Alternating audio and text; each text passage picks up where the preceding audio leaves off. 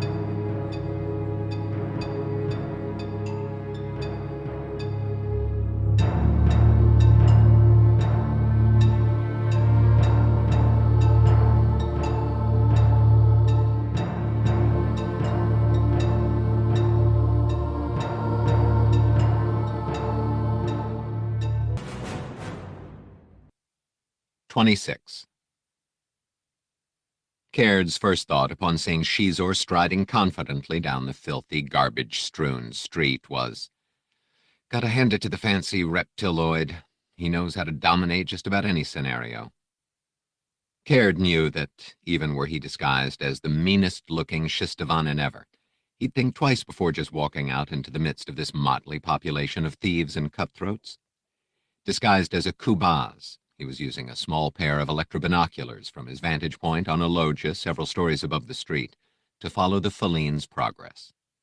The only concession Xizor had made to any possible danger had been to simplify his attire somewhat. Instead of his usual fine robes of silk, brocade, and jacquards, he wore a plain fleek-skin tunic and leggings, with gloves and boots that matched, all a deep midnight blue-black that matched the color of his topknot and contrasted dramatically with his green skin. It was skin-tight, and Caird could see the bas-relief of the prince's muscles, the smooth and easy movement that bespoke power and grace as he walked. He definitely stood out in a crowd, even this colorful crowd. He wore a blaster slung low on one hip, and he slowed or stepped aside for no one. Caird watched as a Sakian wearing an eye patch and a heavily scarred whip-hid hastily got out of his way. Impressive. He knew that Xizor was a practitioner of various forms of martial arts and weapons fighting. He'd seen the Falene fight once, in a duel of honor. His opponent had been a human, also well-versed in sundry arts of killing. He'd stood almost 2 meters tall and been grotesquely muscled, but withal limber and blindingly fast. It hadn't been much of a contest.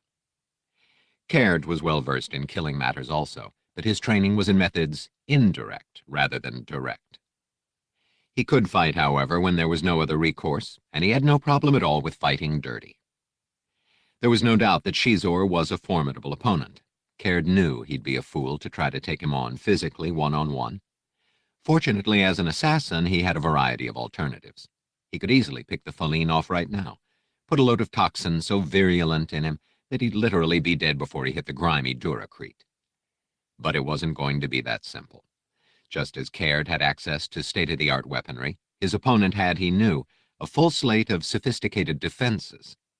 He might be wearing a location confounder, a combination of holoproj and cloaking technology capable of making observers think he was a step or two ahead or behind, leading them to shoot at a target that wasn't there.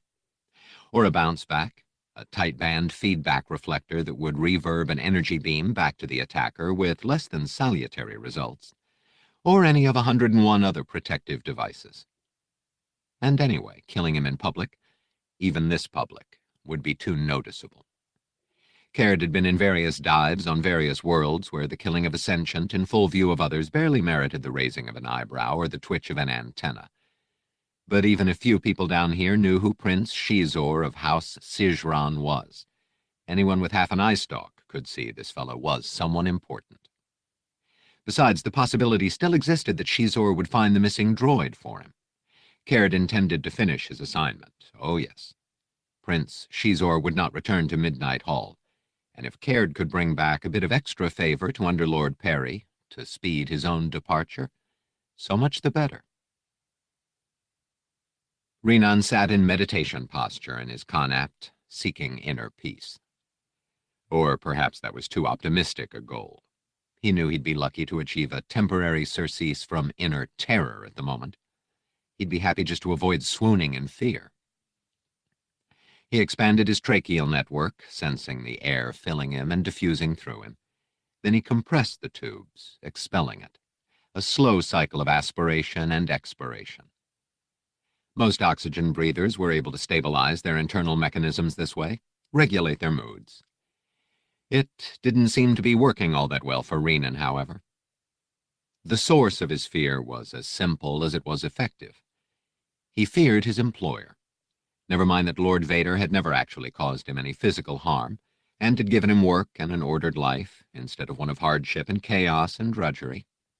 The Sith Lord didn't have to physically abuse him to instigate fear. He didn't even have to threaten. All he had to do was be. Ironic, that. The inner peace and stability that Renan so desperately craved, Vader seemed to have achieved, after a fashion. He was supremely confident in his power, serene in his worldview. Yes, he was also unspeakably evil. But one thing Renan had learned in dealing with a wide variety of life forms over the years was that very few sentients thought of themselves as evil. He also knew this was because most of them were masters of denial and rationalization, but that was beside the point. Vader truly believed his cause to be the right one, his mission most holy, and he would let nothing stand in the way of its fulfillment. This last fact was what caused Renan such nervousness and concern that he periodically broke out in full-body rashes of pruritic papules. The itching was so bad sometimes that, even after medicating himself, he still had to set the ultrasonic shower on max and sleep in there all night, just to gain temporary surcease. The refresher was far too small for anything approaching comfort, but often he had no choice. It was the human, Rostu, who had been the stick that broke the Bantha's back. After Renan had sent him on his way in the freighter, the Elumen had had time to speculate on whatever Vader had done to him to cause such a state of fear and despair in a hardened guerrilla warrior. And the more he thought about it, the more frightened he had grown about his own safety. Renan had always feared Darth Vader, but never before to this degree. He had absolutely no problem believing that the Dark Lord would someday either end Renan's life himself or commission it done as the result of some small infraction on his part. There wasn't even any way to flee what he was more and more sure would be his inevitable fate, not with a Lord and Master so powerful in the Force. The Force, Renan sighed.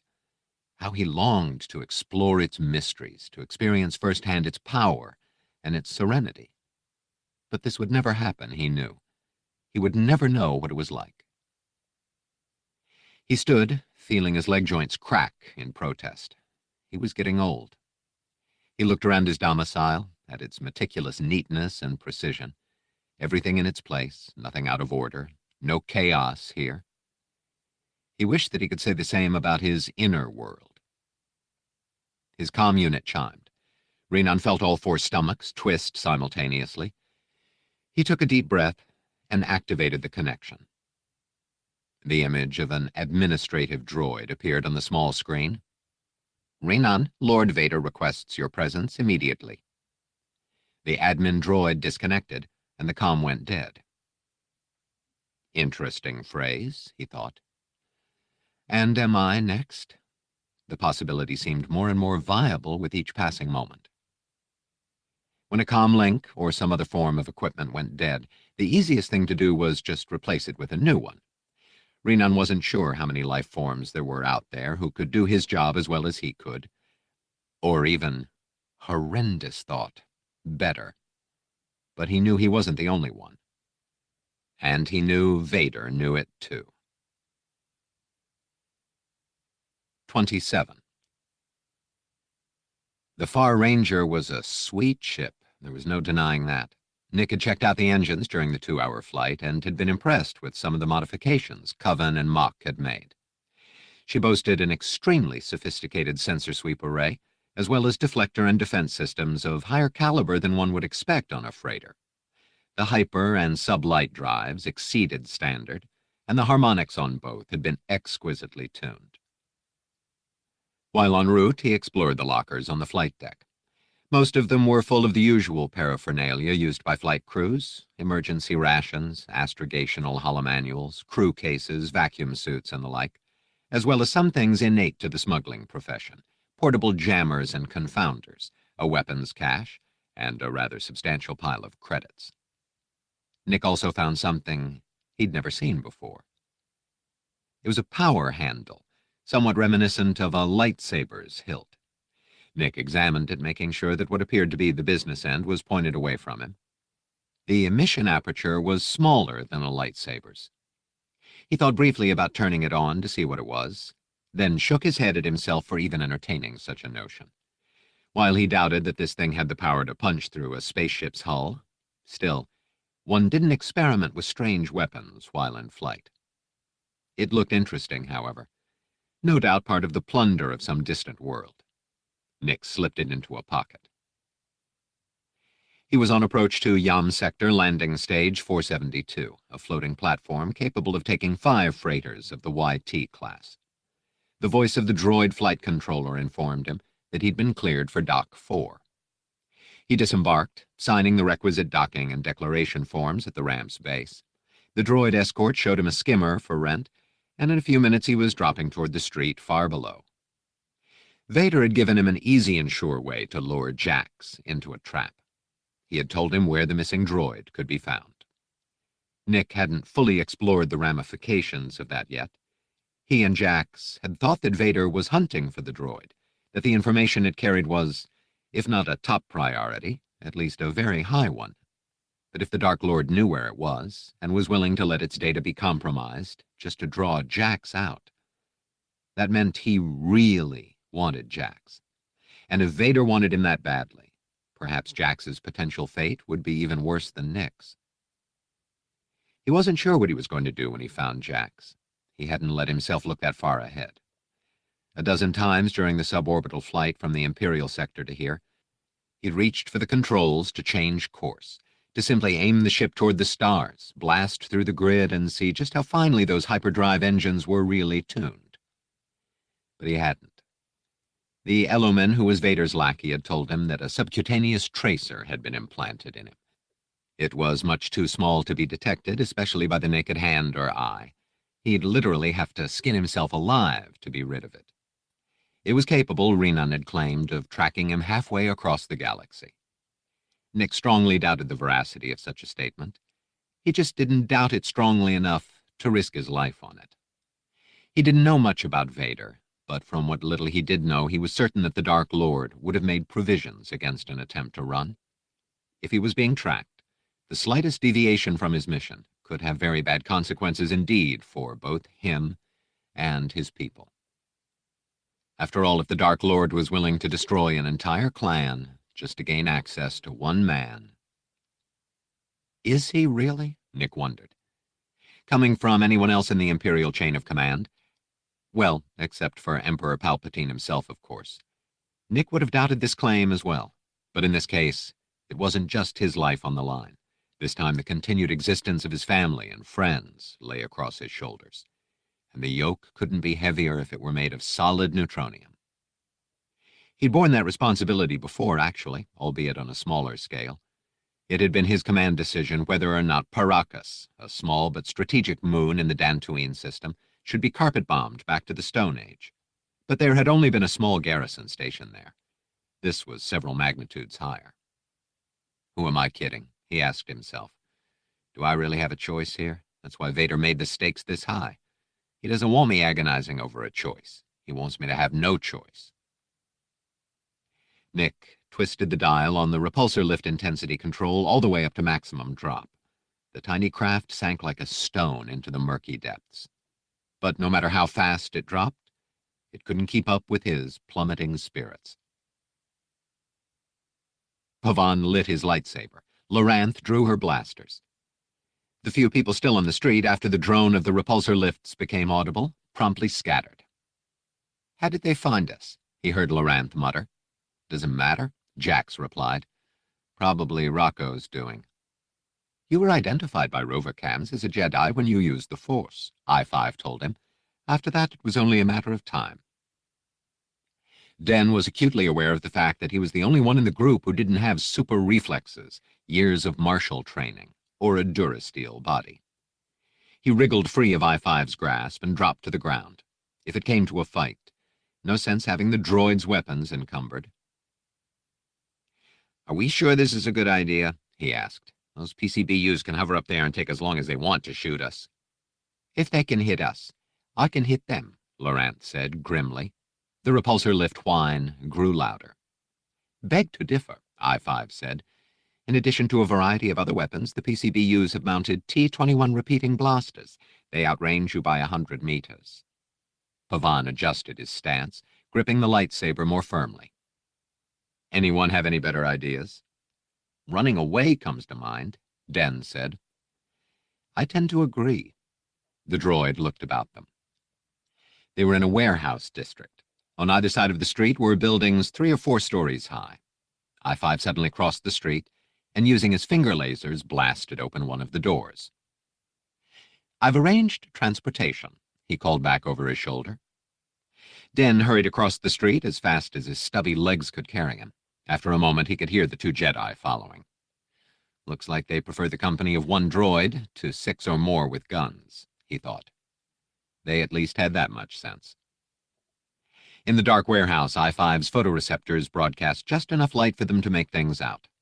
"Someday I've got to ask him how he can still see through those things when he's using them as headlights," Den told himself. Amazing the things one thinks of when in danger. The droid apparently had no trouble seeing, however. He moved unerringly through the darkness until he found what he was looking for. A row of late-model weavers. "These will at least give us better maneuverability," he said. The sound of the PCBU's approach was very loud now. "How'd you know they were in here?" Laurent asked, as she stepped onto a weaver and activated it. "Do you have X-ray vision or something?" "No," I-5 said. "I read the sign on the wall." "The weavers will only accommodate 2, Pavan said as he activated another one. "Laurent, take Dur. He can pilot while you fight. Droid, you come with me." Den stepped onto the floor plate. The weaver was designed as a one-being conveyance, but could handle 2 in an emergency. And this definitely qualifies as one. He studied the control console. The weaver was simple in design, a floor plate about 1 meter wide, mounted on a small repulsor array. The controls, such as they were, occupied a small panel atop a column that rose from the floor plate. There was also a handlebar with twin grips. Once the speed and vectors were established, the driver stood on the floor plate and steered mostly by shifting body mass. He'd ridden one a couple of times. They were surprisingly easy to master. Fortunately, the steering column's height was adjustable. Den hastily turned and aimed the weaver toward the front entrance, only to see 2 PCBUs hovering just outside, about 3 meters off the street. "Surrender in the name of Emperor Palpatine," the emotionless, amplified voice of one of the droid pilots shouted. "We need a new exit," Pavan said calmly to I-5. The droid raised a finger and cut a hole through the back wall. The Jedi swooped the weaver down and out through it. A barrage of blaster fire peppered the floor and walls around the escape route, gouging chunks of duracrete and streamers of plasteel. Den swallowed, gripped the handlebars firmly, and followed the Jedi and the droid through the hole into the night. 28. The Weaver was designed for fast intercity transport, with a smaller footprint and more maneuverability than a land speeder or a skimmer. It had a top speed of about 65 kilometers per hour and a small windscreen repulsor field to protect the pilot. Usually the streets were too crowded for it to go full speed, but this was an industrial area and all but empty of pedestrians.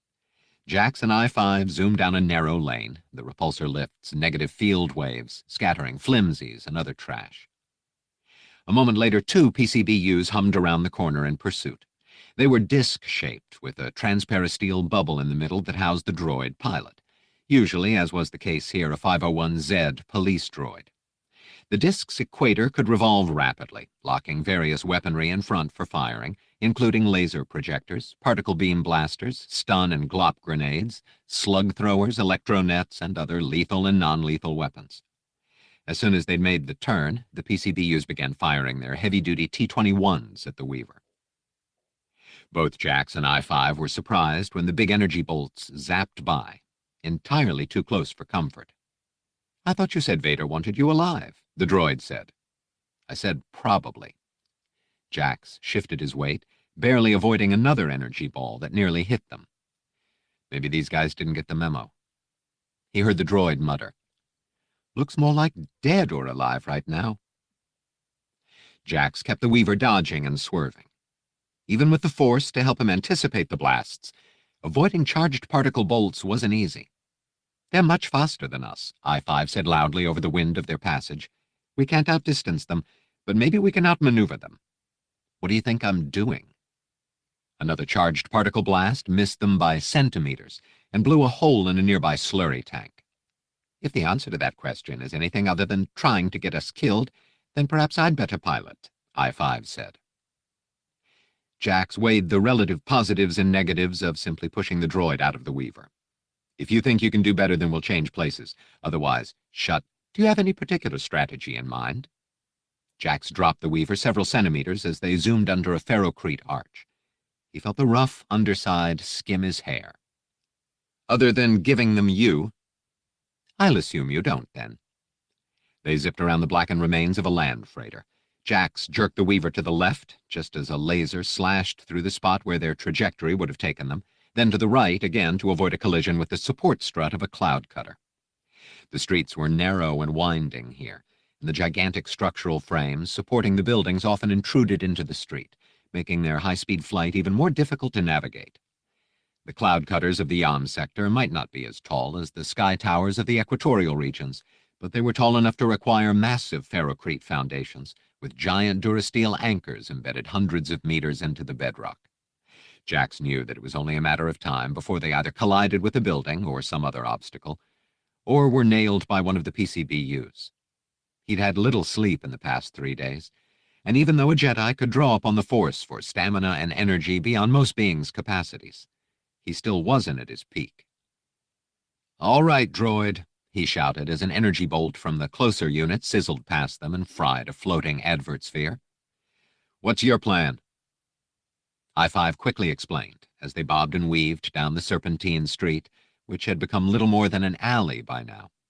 The two PCBUs had been forced into a single file, but neither had given up the chase. The weight of the towers themselves often required gigantic structural stabilization braces, tiebacks, and columnar support. In the older planetary sectors, such as Yam, these reinforcements had often been added centuries after construction, and in some cases there had been no room to build the necessary abutments. In those situations, tractor and presser fields were usually employed. The fields, according to I-5, were too diffuse to affect organic beings or smaller mechanical units, such as droids and weavers. Larger vehicles, however, were in danger of having their repulsor lifts thrown off frequency, and thus were usually detoured around these sectors. "How do we know the Zeds piloting those units don't know about the frequency resonance?" "We don't." "Brilliant. How do we know the PCBUs are big enough to be affected?" "We don't." "However, the energy output of a PCBU's repulsor lifts is approximately 800 joules per second, and the tolerance factor of a standardized pressor field is—" "Hang on," Jax said as he banked hard and headed for a large cloud cutter. On one wall, filthy with centuries of grime and soot, but still partly readable, was the warning glyph that meant a pressor field was in use. "We're about to test your theory." "Oh, good." Jax steered the Weaver into the building's shadow, slowing to a halt in the darkness in what should be the middle of the field. He could feel his skin prickle slightly and his hair rise, as if in response to an electrostatic charge. He hoped the droid knew what it was talking about. As he'd hoped, the Zed in the lead unit took the bait and followed in pursuit. As soon as it entered the field, it started to wobble. Jax could see the Zed pilot struggling with the controls, trying to compensate, but it was no use. The flying disc spun out of control, flipped completely over, and plowed into one of the ferrocrete supports, exploding in a sphere of flame. "One down," Jax said. "Let's see if its buddy is as stupid as it was." It wasn't. The second PCBU slowed before entering the pressor field, then made a right-angle turn and disappeared into the dim maze of buildings, storage facilities, processing stations, and other structures. Blast! Where did it go? I detect no power output in the local area, I-5 said. Good. Jax reactivated the Weaver. Let's get out of here. He zoomed the Weaver away from the cloud cutter and turned down a side street, only to find it blocked by another gigantic support strut. Dead end, Jax said. He turned the Weaver around, and the second PCBU was waiting for them. Dan hunched over the Weaver's steering column, twisting the right handlebar grip, which was the accelerator, as hard as he could. The blasted thing couldn't outrun a human kid's tri-wheeler, much less a PCBU. This had definitely not been one of I-5's better ideas, he told himself. If he'd been trying to escape alone, he would have been a blackened side dish long before now. Fortunately, he had a Jedi for his co-pilot. Loranth Tarek stood behind him in the Weaver, her back to his, firing calmly, while Den, his heart, stomach, and several other organs all fighting for room in his throat, kept them zooming up and down streets at random, not caring that they were by now utterly lost, not caring that they were separated from Jax Pavan and I-5, concentrating on only one thing: escaping the droid police units. He swerved the Weaver, dodging a small bomb crater, then swerved again to avoid a cargo transport crossing at an intersection. All the while he was hearing particle beams, lasers, slug throwers, and who knew what else going off behind him. But nothing could get past the Twi'lek Jedi. Loranth's skill with her twin blasters was unbelievable. Even though Den knew the Force was aiding her, what she was doing seemed utterly impossible. She was actually shooting the slugs and particle beams in the air, deflecting them in mid-shot. He'd seen her doing it, both by risking a glance or two over his shoulder and in the reflection of windows as they'd raced past storefronts. At first he couldn't believe it. Now, after a few minutes, he was starting to feel like they might have a chance. Incredible as it was, she wasn't letting a slug, beam, or blast come anywhere near them. Den realized that if she was that phenomenally good, she would eventually get a couple of good clear shots at the PCBUs themselves, and then they'd be out of trouble. "We're in trouble," she shouted over her shoulder. "I'm running out of blaster gas in both chambers. Better think of something fast." When will I learn that hoping is the worst thing to do in a life-or-death situation? "Hang on," he shouted, and leaned to the right, forcing the Weaver into a sharp turn. "Where are we going?" "Just keep shooting," he yelled. "I've got enough juice for another 30 seconds. Perfect, he thought, because in another 10, we'll either be free or dead. He knew that because she was facing the other way, Loranth couldn't see what he was planning until he'd already done it, which was good, because trying to ride a Weaver, or just about anything for that matter, at high speed through the first floor of a half-demolished building was about as suicidal as trying to fly a starship through an asteroid field. Den heard her gasp in disbelief as they entered the skeletal framework. He had just enough time to think. A Jedi who can block blaster bolts with more blaster bolts is floored by this. We're fripped. And then he was way too busy dodging I-beams, columns, lift tubes, and whatever else one might find in a building's exposed guts. He had no time to take note, because it was all happening much too fast. From behind him, he heard a crash and an explosion, and orange light flickered for a moment. "Got one," Loranth shouted. "It hit a column." Only one? He wondered. But there was no time to worry about the other one. Up, down, left, right, fast, faster. That was all he had time for. Then suddenly he shot through an aperture between two huge ferrocrete blocks, and they were out of the maze of girders and columns. He slowed, but didn't stop. If he had, he would have exploded from adrenal overload. That's how it felt, at least. He headed down the street. "That was pretty incredible piloting," she told him. "Just in time, too. The gas chambers are dry." Den stopped the Weaver and turned to stare at her. "You mean we're unarmed? Great. What do we do if the other PCBU?" The second PCBU dropped down out of the night directly behind them. "Shows up," Den finished weakly.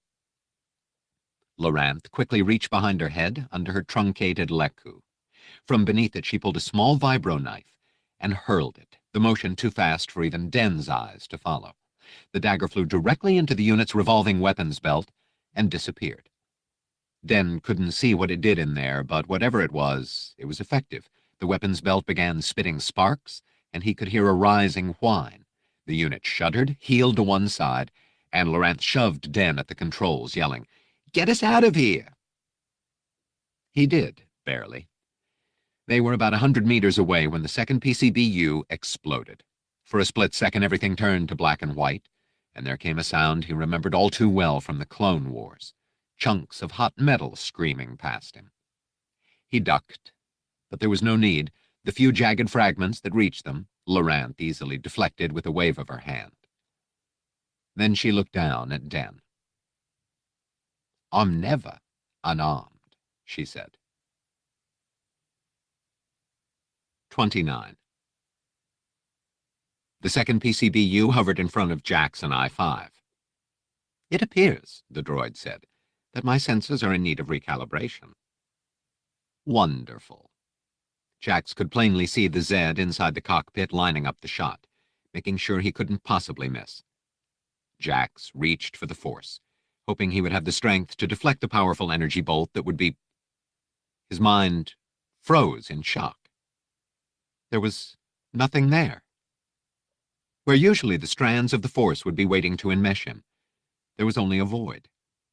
He didn't know how or why, but he could not access the Force. He willed his suddenly racing heart to slow. This happened before, he reminded himself, in his Conapt. And it had come back then. It would come back now. Remember the teachings. The Force will always be with you. But it wasn't, and the Zed was ready to fire. There was only one tiny chance, he realized. He grabbed I-5 and shoved the droid toward the Weaver's controls. "Straight ahead," he said. "Full speed." To the droid's credit, it didn't hesitate. It twisted the accelerator, and the Weaver shot forward straight toward the hovering unit. As Jax had hoped, the apparently suicidal movement caught the Zed pilot by surprise. Before the police droid could recalibrate, the Weaver was shooting under it. As they passed beneath the repulsor lift array, enough to one side to avoid being flattened by the waves, Jax pulled and lit his lightsaber. He slashed over his head 3 times, turning the projector vanes to molten slag. Then they were out from under its shadow. I-5 slowed and turned the Weaver, and they watched as the unit tilted vertically, shot up about 10 meters, then plunged directly downward. It hit the pavement edge with enough force to crack the duracrete, actually rolled a meter or so, and then toppled over onto the fused area that had been its propulsion system. There was a sudden silence, save for the hissing and sparking of the PCBU's disrupted repulsors. Jax deactivated his lightsaber and was about to clip it to his belt when the cockpit opened. The 501Z rose from it and turned, its movement sensor scanning the area. Jax sighed and was about to ignite his weapon again when I-5 said, "Allow me." The droid aimed its right index finger at the Zed. An intense crimson beam sizzled from it, and through the droid's optical sensor into its primary processor. It shuddered for a moment, arms twitching, then collapsed. Jax and the droid looked at each other. "Don't expect any gratitude," Jax said. "I wouldn't dream of it. I don't thank the nav comp on my ship for getting me where I'm going." "Perhaps if you did," I-5 said, "it might get you there a little faster." Jax didn't reply. Hesitantly, he extended himself, opened his being. And the Force was there. Nothing was different. Stymied, Jax pulled out his comlink. "Loranth, are you there?" Her voice crackled from the link. "Copy, Jax. This little Celestin's a pretty good pilot." Jax turned away and lowered his voice. "The droid's not bad in an emergency either." "I heard that," I-5 said. Caird knew he had to make a decision. If he was going to take out Prince Xizor, it would have to be soon. Every instinct he had as an assassin argued for it. Every opportunity he ignored to drop him might be the last one.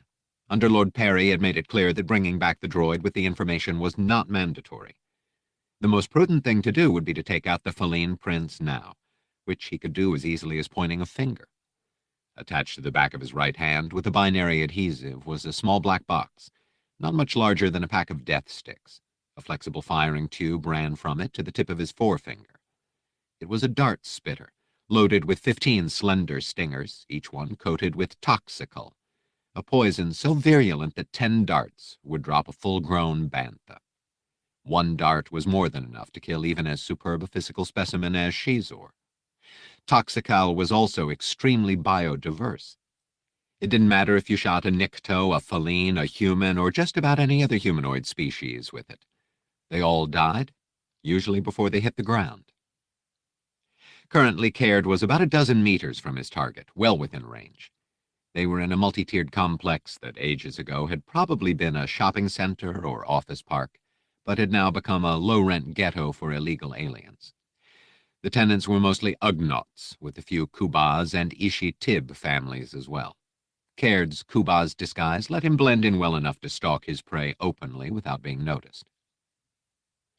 The Nediji abruptly made up his mind. He would do the deed now. After all, he could always find the droid himself if it was deemed necessary. And truth to tell, this particular bodysuit was becoming a bit chafing. He stepped out onto an overhanging balcony. Xizor was passing 2 levels beneath him, crossing the open gallery. The former shops or office spaces, or whatever they had been in ancient times, were now dwelling places for the poor and the disenfranchised. Makeshift walls of synthwood and plasteel had replaced display windows, and the air was redolent with the smells of boiled rankweed pods, grilled gartro, and bloodrat. Music, which sounded to Caird mostly like the caterwauling of sleet and heat, skirled up from the bottom floor where the tents and produce stalls of an open-air market could be glimpsed through the aromatic smoke of cooking fires. This be a Gumby place to live and die, bloodline, oh yar. Well, it wasn't his life, thank the egg. Caird leveled the dart spitter. He lined up on his target, took a breath, and a naked Ugnaught child chasing a gyroball stumbled and slammed into Caird from behind just as he fired. He lurched forward and the shot went wide. He saw it splinter on the wall beside Xizor, saw the Feline's cold, handsome face look up, scanning the crowd, locking in immediately on the disguise Caird was wearing. His composed green features suddenly burned orange-red with rage. He whipped out his blaster and fired. Caird was no Jedi, able to dodge energy bolts. Had he not already been in motion, diving for the floor? As soon as he saw his enemy reach for his weapon, he would have been fried where he stood. As it was, the bolt scorched a smoking furrow down the costume's back, a centimeter away from his skin. He got to his feet and lunged for the nearest domicile entrance. Pandemonium had broken out following Xizor's blaster shot. Children and parents of various species were running madly about, screaming and crying in fear. Many of the adults had blasters or slug throwers of their own and were firing back in the general direction of where Xizor had been. Caird quickly divested himself of the Kuba's costume, which was useless now that the bolt had grazed it. He rolled to his feet. He was in an apartment that had once been some kind of service vendor. What kind, there was no way to tell. He was just glad it was deserted for the moment. He'd blown the sanction. He couldn't believe what had just occurred. He had botched an assignment. This had never happened before. One didn't get to work for the biggest and deadliest crime syndicate in the galaxy without being good, and Caird of Nedij was the best. It was unbelievable. He would have to remedy it, or the only way he'd be going back to Nedij would be as free-floating cosmic dust. He peered cautiously through the entrance. Being out of the costume had both good and bad features. The advantage was that he was no longer impeded by wearing the blasted thing. Even though it was designed to be as comfortable and practical as possible, he was still faster and more accurate out of it. The disadvantage, of course, was that as a Nediji, he stuck out like a sore talon, and Xizor would spot him immediately. Well, there was nothing to be done about that. He'd lost the element of surprise, and it didn't matter what came at Xizor now. The Feline would fillet it first and ask questions later. The only difference was that he'd be more enthusiastic about killing Caird. Best to get to it, then. It would have to be a full-out attack. There was no way Xizor could be ambushed. Of course, Caird could slink away with his tail feathers between his legs. He might even escape Xizor's revenge, for the moment. But was it worth it? To be a fugitive for the rest of his life, either in the dank underbelly of Coruscant, or running from planet to planet. He would certainly never see Nedij again. That would be the first place they'd look, and he knew that Xizor was fully capable of bombing his homeworld if he couldn't have revenge personally on Caird. Cark it, he thought. Maybe it's time to see how the warriors play it. Caird burst from his hiding place, racing across the wide esplanade. Besides the dart spitter, the only other weapon he carried was a small holdout blaster concealed up his left sleeve. He snapped it into his hand as he ran. Though he was many generations removed from his ancestors who hunted on the wind, his vision was still that of a raptor, keen enough to spot a shifter lizard blending into its background from 100 meters away. His gaze found Xizor immediately, even though the latter was 2 levels below him and on the opposite side. Xizor, Caird knew, was the scion of a predatory species as well.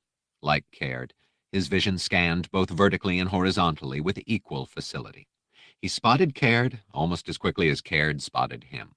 He fired repeatedly, the blaster bolt striking the underside of the platform along which the Nediji was running. Caird realized his enemy's strategy too late. The plasteel surface beneath his feet sagged, and then the piece he was standing on cracked and dropped abruptly. Screaming Ugnaughts and Kubas scrambled frantically, trying to get to safety, and inadvertently blocking Caird's attempts to do the same.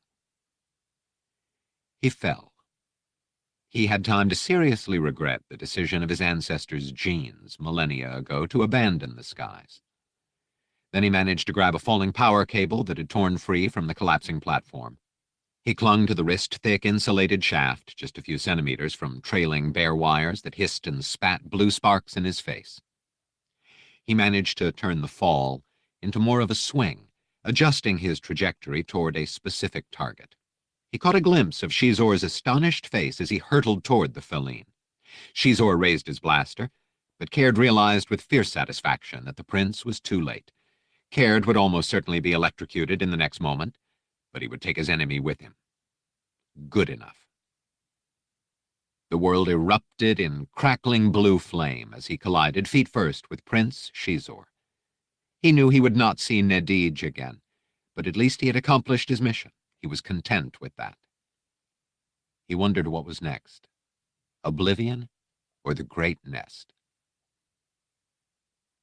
It was neither. Caird opened his eyes, realizing that he'd been unconscious for only a second. He was lying on the lower mezzanine where Xizor had been. The electrical shock had been a powerful one, but not fatal.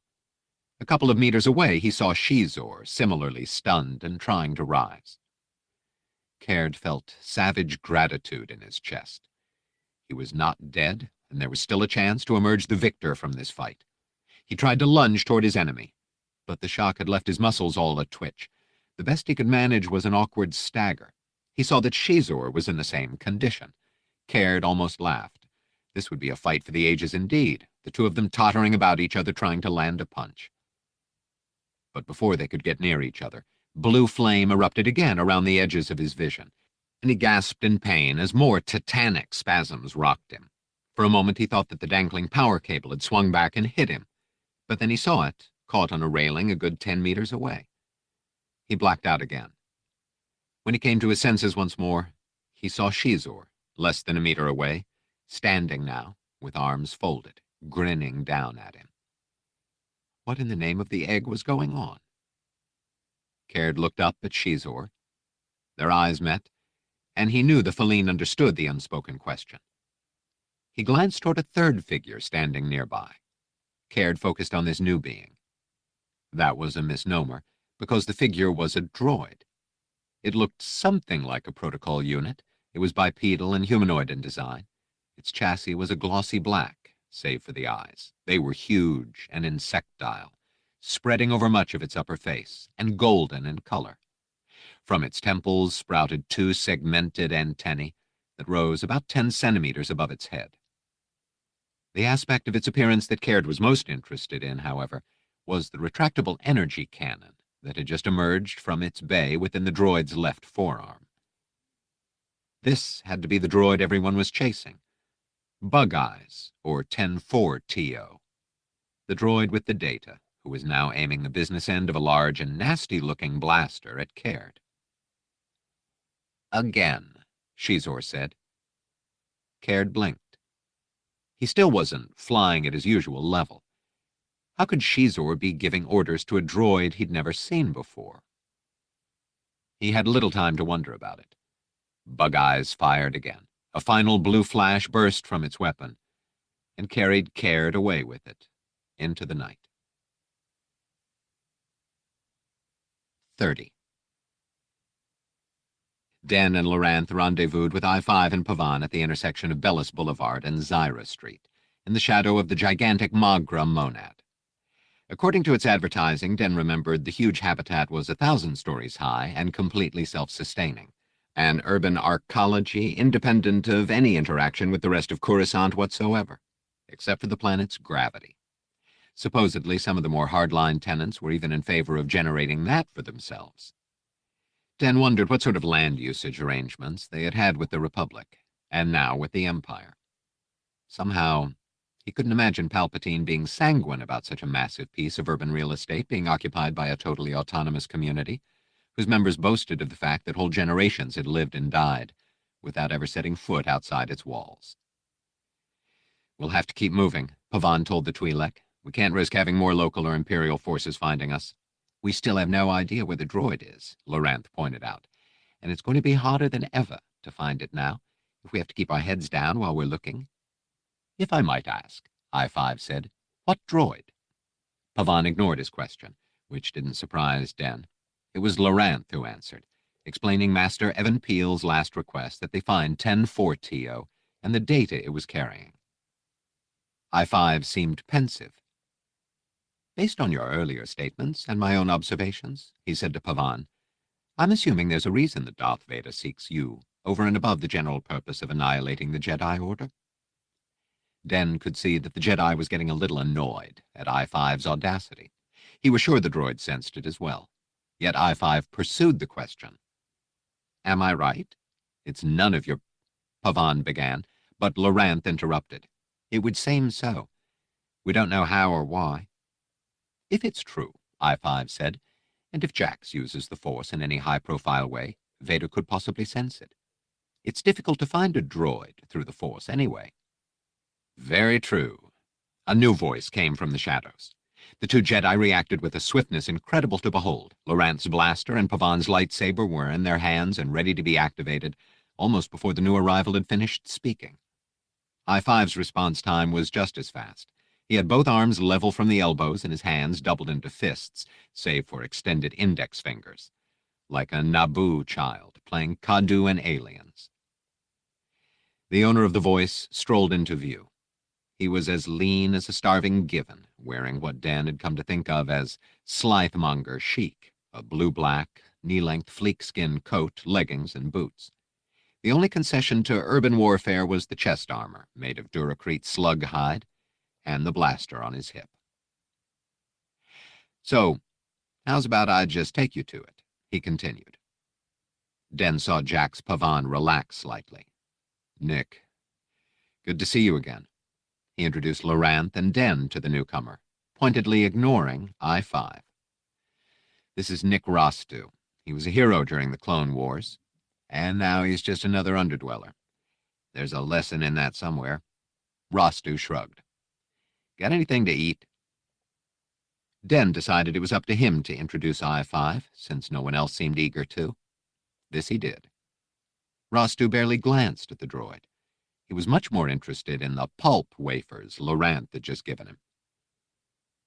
"Your droid?" he asked Pavan, mumbling through a mouthful.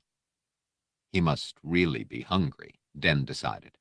Pulp wafers tasted as bad as they sounded. Worse, in fact. Nothing could beat ready rations for sheer unpalatability, but pulp wafers came close. "Not hardly," Pavan said in response to Rostu's question. "It's a most singular droid," Loranth said, to Pavan's apparent surprise. "I think you'll be surprised by I-5, Nick Rostu. We continue to be." "Thank you," I-5 said quietly. Pavan made a gesture of annoyance. "Am I hearing you right, Nick? You know where the droid is?" "How?" "Easy," Nick Rostu said. "Well, maybe not that easy. Come on, I've got an air skimmer parked down the block. It'll hold all of us. As they moved down the street, Rostu explained in somewhat greater detail his adventures after he'd last seen Pavan, culminating in his escaping from the palace and stealing the Corellian ship, barely in time to avoid being executed for killing an Imperial officer months ago. It all sounded straightforward enough, Den decided, even though Rostu seemed a little vague on some of the details. Still doesn't explain how you know where the droid is, Loranth commented as they reached the air skimmer. It was a four-seater, so Den sat in I-5's lap. I found it, Rostu said as the vessel lifted off. I was going to head back to my old stomping grounds, but then I heard they'd pretty much been stomped already by one of Palpatine's big urban renewal droids. So I decided I'd see if I could find it myself. Maybe help you out a bit. This last was addressed to Pavan, who nodded. Rostu piloted the skimmer down a narrow, crowded thoroughfare. It wasn't that hard to find, he continued. It's not a common model. Good work, Nick, Pavan said. He was sitting in the back, next to I-5 and Den. Den heard the droid murmur to Pavan. This is all too convenient. Your friend escapes the clutches of the Imperial Guards. He's not specific how, and easily finds the droid for whom the Underground has spent weeks searching in vain. I think there's more to it than he's telling us. His tone was pitched too low for Rostu to hear. Indeed, Den had a hard time picking it up over the repulsor's whine and the slipstream, even with his acute hearing. Pavan regarded the droid with a stony stare. I assume you've got some data to back up your claims that aren't totally subjective. Though I-5 gave no outward indication, still Den knew the droid had been stung by Pavan's snide question. After a moment of silence, I-5 said, I'm reading galvanic skin conductivity fluctuations consistent with human emotional duress, as well as an elevated heartbeat. He's lying, Jax. I'm certain of it. Pavan stared at I-5 for a moment, then said, Nick Rostu is, as far as I know, a soldier and a patriot. He won the Silver Medal of Valor and fought in the Clone Wars on more fronts than I can name. What you're saying is hard to believe. After all, I've known him longer than I've known you. Any chance your readings are faulty? None? How do I know you're not lying? Why would I lie? Especially to you. You're naive, even for a droid. Despite your claims of affection and friendship for my father, a man I don't know any more about than I know about you. I'm not disposed to take everything you say at face value. A droid can be programmed to lie. Not this droid. Pavan looked irritated. Then he turned and gazed at Rostu steadily for a moment. Though Pavan gave no outward sign of anything, Den was convinced that he was using the Force to probe Rostu. The Jedi looked back at I-5 after a moment. I'm getting nothing from him that indicates any duplicity. He reads clean through the Force. I-5 blinked, obviously nonplussed by this. But his physiological responses are... The droid paused in confusion. When he spoke again, his voice was subdued. I've just taken another reading. His autonomics are much more within normal limits than before. Pavan said nothing in reply. He didn't have to. Well, that's just great, Den thought. If Five's losing it, then we've just jumped from the reactor core into the supernova. The air skimmer flew on through the neon night. 31.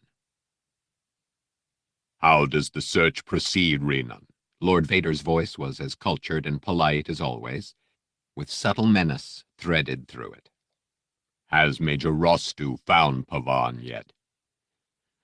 I believe so, my lord, Renan said. His voice quavered slightly despite his efforts to keep it steady.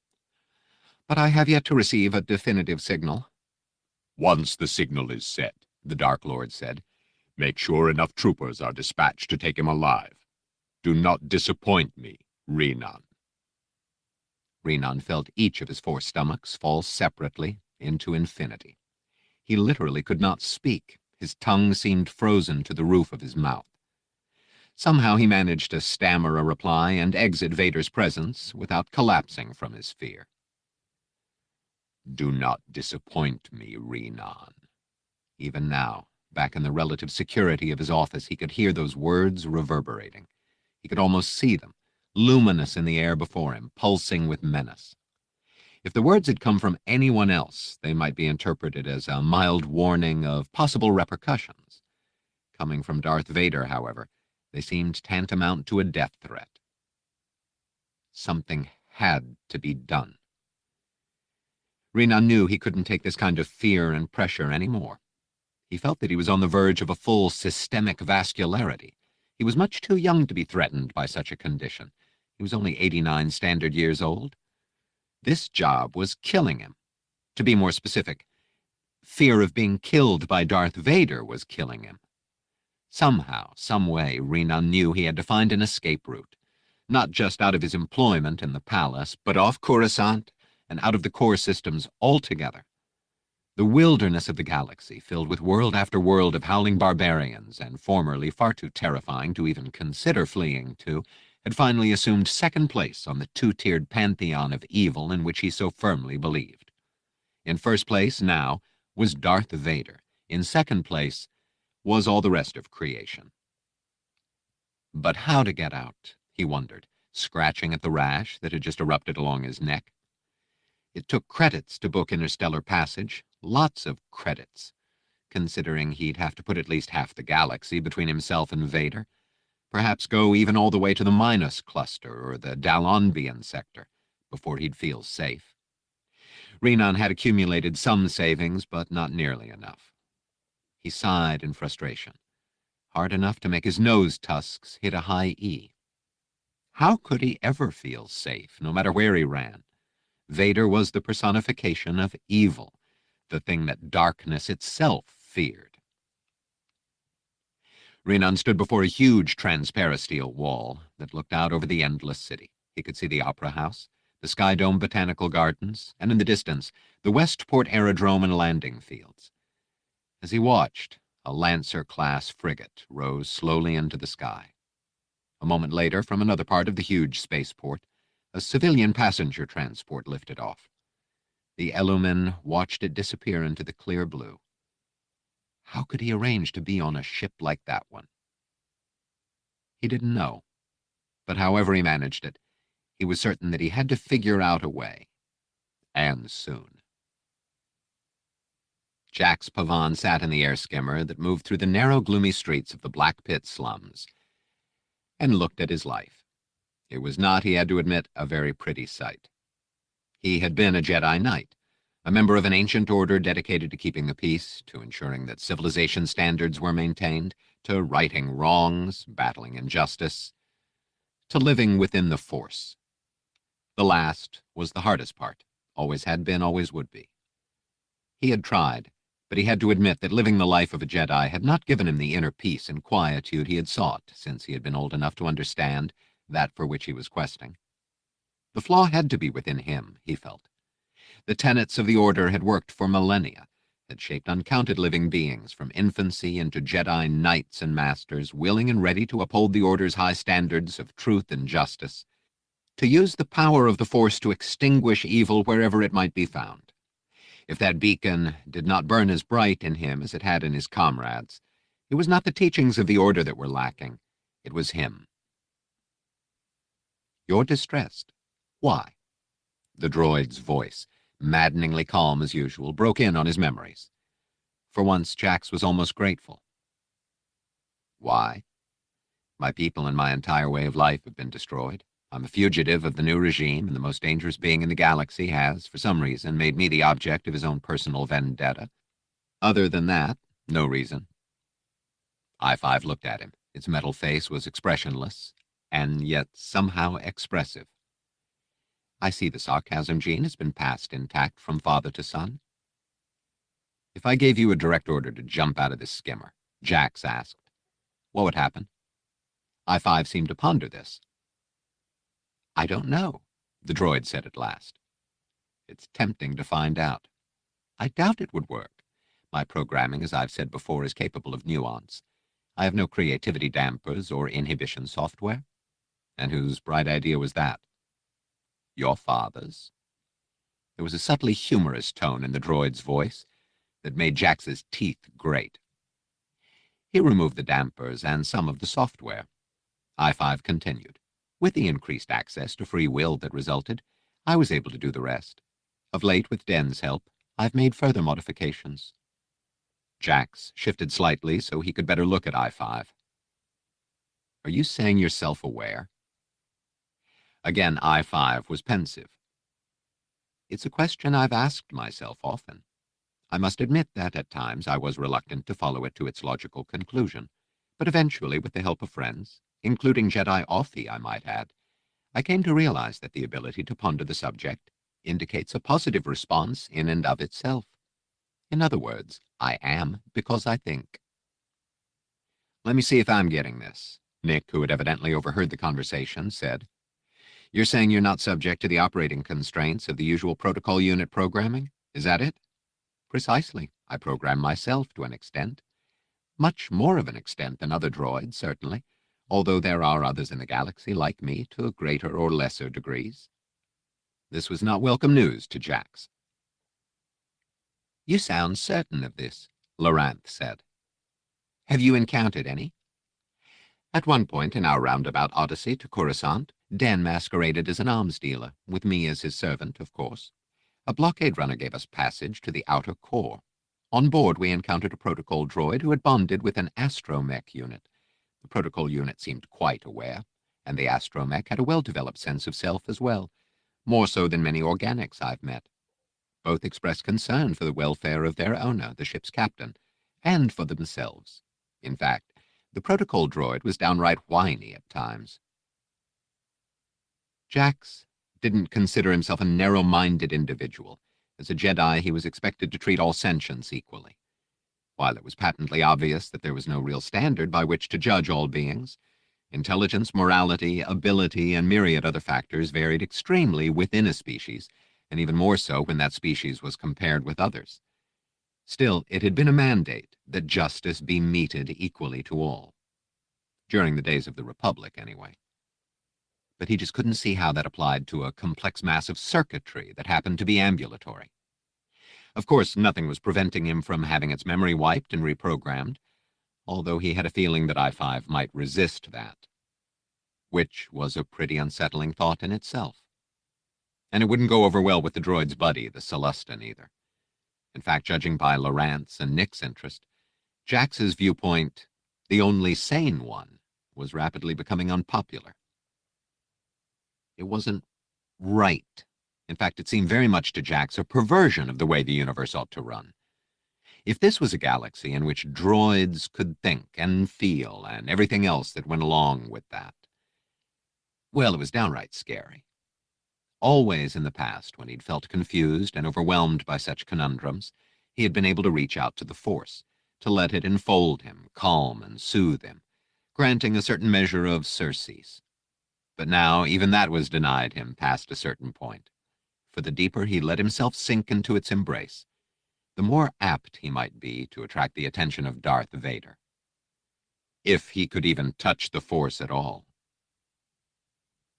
The Jedi had often been accused of being asleep at the switch during the last days of the Republic, unable to sense the presence of Darth Sidious when the Sith Lord was literally under their own roof. Why didn't they know? Jax wondered. It was true that the Order had grown complacent. When reading the histories, the epic stories of how it was back in the day, one could easily believe it. Heroes such as Nomi Sunrider, Gord Vess, Arca Jeth, and many others had set the bar very high indeed. But over the centuries, the Jedi had grown out of touch with the people, with themselves, and with the Force. They had become increasingly insular and monastic, concerned more with building vast libraries and learning centers than with guarding the commonweal. True, there were still individuals capable of heroism, such as Mace Windu and Qui-Gon Jinn. There were still great battles that had been won. But for the Jedi to have become so blind and deaf to the Force as to not recognize a plot to overthrow them by the Sith until it was too late. "We're here," Nick said. The skimmer settled to a landing. The area looked like what it was, a war zone. A few of the smaller explosives with which the Separatists had seeded the atmosphere had dropped here, and the pavement was cracked and cratered. The marquee of what had once been a nightclub was now broken and dark, save for intermittent power pulses that caused the hollow proj of a Palowick lounge singer to flicker in and out. Jax's attention was focused on the structure across the street. Apparently, it had once been an office building, but now it appeared to be home to a colony of Ugnaughts. "Hey," Loranth said. "Feel that?" Jax nodded. Something was happening in there, something that was stirring the Force, like wind stirs a stormy sea. Impossible to tell if 10-4-TO was involved, of course, but whatever the disturbance was, it had to be investigated. He said as much. Predictably, Dender asked, "Why?" "Because we're Jedi," Loranth said. Dur said nothing, but when the rest started forward, he followed. Jax couldn't resist. "You're not a Jedi," he said. "Why are you coming?" The Celestin sighed. "Because I'm a reporter," he said, "much as I hate to remember it sometimes." 32. Caird could feel the weapon's blast reverberating through him, seemingly scorching every nerve in his body. It reminded him of a time long ago when, as a young hatchling, he'd blundered into a colony of jelly bees. Individually, the stings from their trailing tendrils weren't much, but each hive could number as many as 12 or 15, and they'd all attacked him. He remembered the strands, over 100 of them writhing over his body, all delivering a painful shock. That was how it felt now, agonizing jolts, each more painful than the last. Eventually, after eons of subjective time, the jolts ceased. Caird tried to rise, to speak, to crawl. He could do none of these things. It was as if his body had been unplugged, disconnected from his mind. Except for the nerves that carried messages of pain, those were working just fine. Xizor stepped in front of him and squatted down so that Caird could see his face. The feline was not smiling anymore. His face was grim and back to its usual jade hue. Caird had seen that look on Xizor's face before, and had felt sorry for whoever had been its recipient. "A few more blasts are all it will take to finish you, I think," Xizor said. "So you should take that into consideration when answering my question. It's a simple one. Are you acting on your own initiative, or did the Underlord sanction my death?" Caird didn't answer. His mind was scrabbling about like a clumsy foot on the slick peaks of Nedige's tallest mountains, looking frantically for someplace firm on which to stand, and finding nothing. Xizor slapped his face, not hard, but not gently either. "I know you can still talk, Nedige. Speak truthfully and you may survive this." "Yosh," Caird said. He didn't know much Feline, but he had heard that the one-word curse packed quite a wallop. Apparently he'd heard right. Xizor backhanded him hard enough to make his ears ring. "Fool," the prince growled. Then, with a visible effort, he composed himself. He glanced over his shoulder at the droid. "Again," he said as he rose and stepped out of the way. And Caird's world was washed away once more in a crackling, blazing wave of pain. "You know," Nick said to Jax as they headed for the turbolifts, followed by Loranth, the Celestin, and the droid. "Considering that this was supposed to be a solo project, you seem to have amassed quite a following." "Noticed that, did you?" The Jedi's tone held some humor, but mostly annoyance. "I understand taking Loranth along to watch her back. Never met her, though I've heard stories. But what's with the Celestin and the droid?" Jax sighed. "To tell the truth, I'm not really sure why they're part of the party. The droid saved our lives a couple of times and claims it knew my father. It's with Dur, the Celestin." "You mean it belongs to Dur?" Jax sighed again. "Believe me, I wish that was what I mean." This exchange left Nick more puzzled than he'd been when the conversation started, but by then they'd reached the turbolifts. The lifts were still operating, but the repulsor plates had lost a lot of their charge and seemed almost reluctant to do their job. Nick tried not to think about the consequences, should the plates choose to cut out completely, leaving them all to drop back down 4 stories. Although a part of him almost wished they would. That way he'd be spared having to continue his betrayal. He'd realized, almost too late, back in his skimmer, that his nervousness and anxiety over what he was going to do could easily betray him. If Jax sensed his uneasiness and shone the spotlight of his own Force connection on Nick, He would know immediately that something was wrong. He might not know precisely what, but he'd certainly be suspicious enough to probe further. Fortunately, though Nick's affinity with the Force was tenuous at best with others, it was a little stronger when turned inward. He'd always been good at controlling his own autonomic responses. He could stay cool and calm in most emergencies, which was what he had done in this case, calming his heartbeat, slowing his respiration, lowering his skin temperature. Out of the corner of his eye, he'd noticed Jax watching him, and felt the faint probing of the Jedi's mind. A moment later it stopped, and Jax had leaned back, apparently satisfied, and murmured something to I-5. That had been close. They made it to the 4th floor without incident. A few Ugnaughts and Ishi-Tib peered from their cave-like habitats as he and the others passed. Nick didn't blame them for being jumpy. It had been a pretty eventful night already, judging by the shattered floor and the blaster marks, and seeing such a heterogeneous group enter the scene could only be adding to their confusion. The 4th floor was mostly dark, lit only by the flickering of fluorescence. As they cautiously approached a corner, a faint voice could be heard. Nick was unable to make out the words, but the voice was male, smooth and cultured, but with an undertone of menace. It reminded him for some reason of Vader's voice, although it was quite different from Vader's in tone. As the Jedi and the Paladin edged closer, Nick felt a sudden blossoming of danger just out of sight around the corner.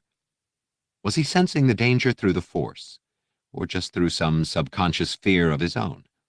It was maddening at times to have such a tenuous connection to it. Somehow he doubted a Jedi ever had these misgivings. Fortunately, in this case, it didn't matter. He didn't have to lead, only to follow, and the two he was following were skilled and trained Jedi. They weren't going to lead anyone into a trap. That, unfortunately, would be Nick's job. Both Loranth and Jax stiffened, pausing for a moment in their slow approach. Nick wondered what they were sensing. What he was getting was a faint but insistent sense of resolve, ruthlessness. It felt like a dark smudge against his brain. It felt unclean somehow. He saw Jax draw his lightsaber, though he didn't ignite it.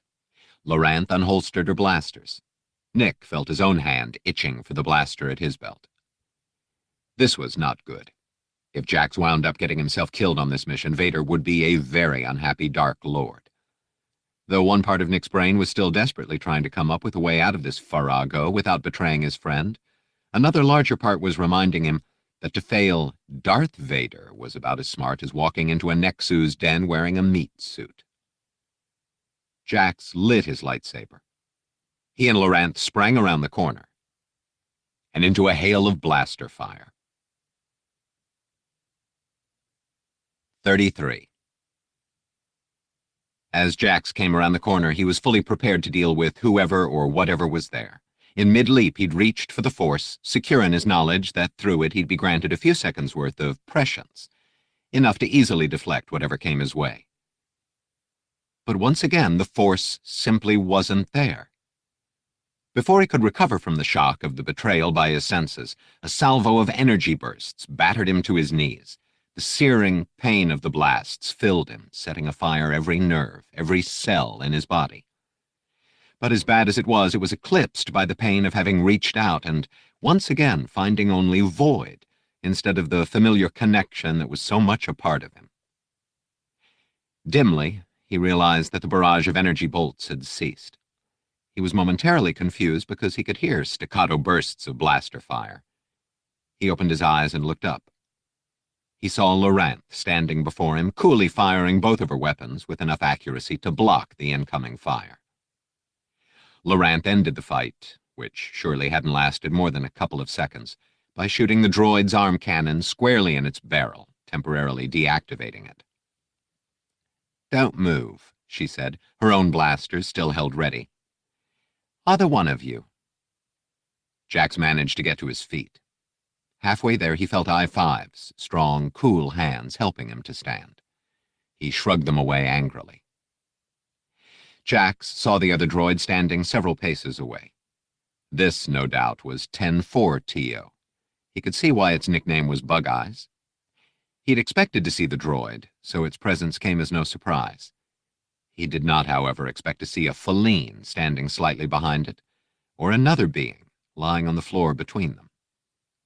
This latter was of a species Jax had never encountered before. It was bipedal, around 1.5 meters tall.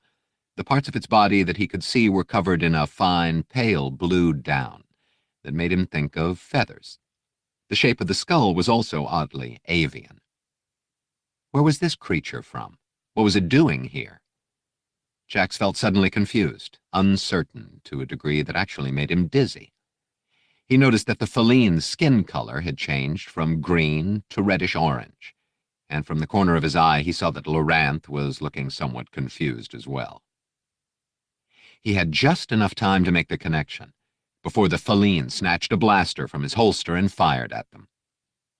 Jax reached for the Force again. Ironically, it was the confusion caused by the reptiloid's chemical discharges that saved him this time. His mental state was in such turmoil that he had no time to be uncertain about his ability to connect, and this time the Force was there again for him. He deflected the blaster bolt with his lightsaber, then leapt the distance between them, perhaps 10 meters, aided by the Force. But his savaged nervous system caused one leg to buckle under him when he landed, throwing him off balance. Taking advantage of this, the feline moved quickly. He scooped up the supine biped and slung him over his shoulder. "Come!" he shouted to Bug Eyes, and ran. The droid followed, and they both disappeared into the shadows. A moment later, Loranth ran past him in pursuit. The entire episode had taken less than a minute to play out, although it had felt like forever. The others, Nick, Dur, and the droid, had already rounded the corner and joined them. "Zu Wuhama!" Nick shouted, and Jax belatedly remembered the control phrase. It was too late now. The droid was gone. He shook his head in disgust. "Are you all right?" I-5 asked. Again, his disturbingly human demeanor annoyed Jax, as did his own tendency to think of the droid as a he instead of an it. He didn't show it this time, however. His voice was level and neutral as he answered, "I'm fine." He turned away so he wouldn't have to see the look of relief projected on the droid's metal face, which he knew would be there, just as surely as the look of concern that had been there before. "Don't beat yourself up about forgetting the control phrase," Nick told him. "Kind of hard to remember things like that when you're being zapped by a blaster." Loranth emerged from the shadow, alone, looking disgusted. "I lost them," she said. "It's a maze in there." She frowned. "I should have been able to track them through the Force, but I got confused." It was obviously hard for her to admit this. Jax wondered briefly if Loranth, for whatever reason, was encountering the same difficulty in accessing the Force as he was. When he looked at her threads, however, they seemed as strong as ever. "I have an idea," I-5 said. "We can use the feline's own defense against him. Follow me, if none of you mind," he added, glancing at Jax. Then he turned and strode off in the direction the feline and the other droid had taken. Jax did mind, but he was also smart enough to realize that I-5's tracking abilities were probably the only thing that would help them right now. "Come on," he said to the others. "There still might be a chance to find them." They hurried, quickly but cautiously, through the darkened building, down flights of stairs and through rubble-strewn rooms. The building's tenants occasionally peered at them from behind curtained doorways and through cracks in walls, but none of them said anything or made any move. It was just after dawn when they emerged. Jax knew this only by his chrono reading. Outside, save for intermittent city glow, it still seemed the middle of the night. "He appears to have taken your skimmer," I-5 informed Nick. Fortunately, there were a few older model speeders parked nearby, and one of them didn't require an activation code. Jax wasn't particularly concerned about the moral ambiguities of stealing the vehicle. Jedi rules were flexible and could be bent in the service of the greater good. Besides, it was a pretty good bet that they were doing the owner a favor. The craft was a Sorrow Sub G-17 land speeder that had seen better days, and those days hadn't been recent ones. At least one repulsor vane was out of alignment, causing the vehicle to yaw at the slightest irregularity in the pavement, which it hugged to within a dozen centimeters. and was about as fast as a dyspeptic Ithorian. I could walk faster than this, Dendur said as the G-17 lurched down the street. Drunk, he added. I-5 kept them on the scent, quite literally. The droid's artificial sensorium was extremely sensitive. The multifarious odors, stenches, and smells down level were so omnipresent that Jax had long since stopped noticing them on a conscious level. But thinking about I-5's tracking ability now brought them to his attention again. It was hard to believe that any individual species' scent could be isolated out from the pungent reeks of half a galaxy's variety of beings, even by a chemical lab as accurate as the one I-5 packed just behind the olfactory sensory grid on his chest. Nevertheless, the droid claimed that it was not only possible, but easy. There are very few feline this far down level, he explained. They tend to be a more cosmopolitan species. Interestingly, I'm also detecting the residue of brands of oils and soaps associated with the extremely rich on his skin. Who is he anyway? Laurent asked. He looks familiar. He should, the Celestin said. He's Prince Xizor of House Xizor. Rumors are that he's an up-and-coming player in Black Sun. Feline rarely leave their homeworld. He's one of the few exceptions. Silence reigned for a few minutes. If Black Sun was involved, then things had indeed taken an unexpected and potentially nasty turn. He's about half a kilometer ahead, I-5 said, and he's signaling the local port to have his ship ready. Impressive, Nick said. Your video and audio reception must be as good as your olfactory detector. It's much simpler, actually.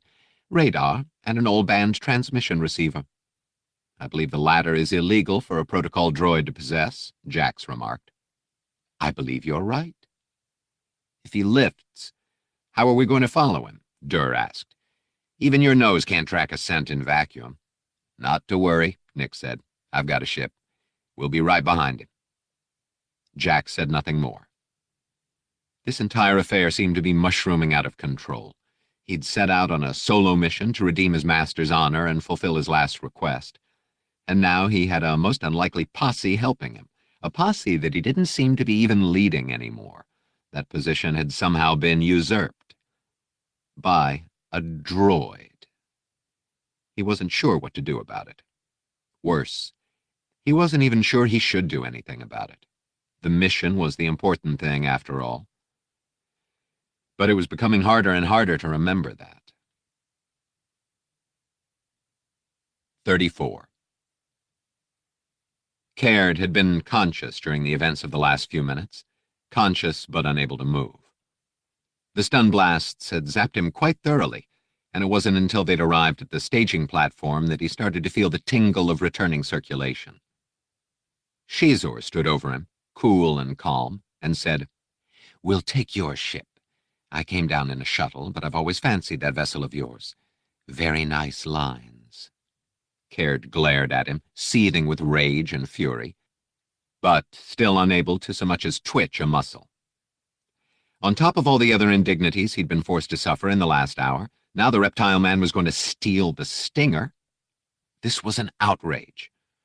The modified Saronian Conqueror assault ship had a cluster of top-of-the-line sublight ion drives and a Class 1 hyperdrive, not to mention 2 fire-length ion cannons. It was one of his most prized possessions. He would not lose it to Xizor. After all, he'd stolen it first. Prince Xizor rattled off the proper docking code to the tower. How he'd gotten it, Caird had no idea, though he suspected slicing into personal databases might have had something to do with it. They transferred from the skimmer into the sleek vessel and were airborne 10 minutes later, Xizor having claimed royal privilege to bypass the launch queue. By then, the uncomfortable sensations of paresthesia were occupying Caird. Strapped into a seat, he tried not to writhe in discomfort as the nerve paralysis caused by the stun blasts wore off. Within a few minutes, the Stinger eased into low planetary orbit. Xizor, in the pilot's seat, ran his hands over the recessed bank of controls. From where he was sitting, Caird could hear the muted pinging of the threshold monitors and level indicators, and see the pulsing color bar graphs, VU meters, and LED status lights. Quite a ship, Xizor said in a satisfied tone. You have taste, Caird. The Nadiji did not reply. In the seat beside him, the droid, 10-4TO, sat ramrod straight. Beyond it, through the vessel's viewport, Caird could see the untwinkling stars and the cresting arc of the planet below. He stared out at the infinite. Somewhere out there was the planet of his birth. Was this the closest he would ever get to it? Nearly an hour passed. Caird's circulation had returned to normal long ago. He tested his bonds again, even though he knew it was futile. He gave up. Perhaps he would get a chance to escape once Xizor reached his destination. Come to think of it, just what was the Feline's destination? Caird had assumed that Xizor would be heading back to Sinharan Tsao and the hidden labyrinth of Midnight Hall. But now that he thought about it, that didn't make any sense. Xizor must have figured out why Caird had been stalking him, and his questions earlier proved that the probability of this being an official assignment had already occurred to him. After all, the Nadiji wouldn't attempt such a bold move as assassinating a Feline prince without being sanctioned to do so by the Underlord. Knowing that, for Xizor to deliberately put himself back in harm's way would be foolish, to say the least. Obviously, then, he had another destination. But where? Even as he was wondering, Caird heard the slight change in the purr of the engines, and saw the starscape outside shift in response. They were leaving orbit. He craned his neck, saw the bright curvature of golden, scintillating light that was Coruscant, and the approaching Terminator line. They were going into the night. A few minutes later, he realized Xizor's destination, the Antipodes, the area of the globe diametrically opposite to Imperial City, the area known as the Factory District. A chill ran the down on his arms and neck. The Factory District was, according to all accounts, one of the most dangerous places on the entire planet. Centuries ago, it had been a thriving industrial center that sprawled over most of the northeastern quadrosphere near the equator. But economic downturns and the streamlining of production techniques on Metalos, Brental, Duro, and other core worlds, together with the lifting of trade sanctions and political lobbying in the Galactic Senate, had resulted in most of the manufacturing and engineering contracts being moved off-world. As a result, except for isolated areas where automated minimal production of some goods still took place, thousands of square kilometers had become forgotten and eventually cut off from utilities, supplies, and communications. The area was a wasteland now, more lawless and dangerous even than areas like the Southern Underground or the Invisible Sector. By day, primitive tribes of humans and other species roamed the dilapidated structures. By night, the ruins were prowled by Thons, Strats, and, some averred, by nameless horrors unknown on any other world. Caird had heard the tales, and had assumed that, for the most part, they were at best 1% truth to 99% bantha fodder. But as the Stinger's trajectory brought her lower, and he was able to see the blighted landscape, he began to wonder. The Factory District looked nothing at all like the underworld of metropolitan Coruscant. Two of the lesser moons were in the sky, bathing the entire scene in a radiance as silvery cold and glistening as a hut's tears. The scene was one of urban decay and deterioration, stretching endlessly, it seemed, in all directions. Very few buildings rose more than 50 stories, he estimated, not even qualifying for cloud cutter status. For the most part, they spread horizontally, vast and wide. He saw factories, warehouses, landing fields, transport ramps, and grids, all of it bleak and crumbling. Skeletal structural frames groped blindly toward the stars. The shattered remnants of huge transparasteel transit tubes, which had arced and curved over and around buildings like fantastic ice formations, came to jagged ends or lay in pieces on the ground below. As they drew closer, Caird could see that some makeshift repairs had been attempted with varying degrees of success. Rope bridges made of cable and metal plating, crude open-air winch and tackle lifts, and the like. The streets were dotted with shanties, lean-tos, and other dwellings, constructed of cast-off materials. Caird wondered what sorts of species were tough enough and/or desperate enough to call the Factory District home. Xizor set the stinger down in an open area relatively clear of debris near one of the larger buildings. The hum of the repulsor lifts died, and silence followed. A silence so profound that they could very well have been on the airless surface of one of the planet's satellites. It was 10-4 who finally broke it. "This isn't the location of the whiplash." The droid's voice was unemotional, which was no great surprise.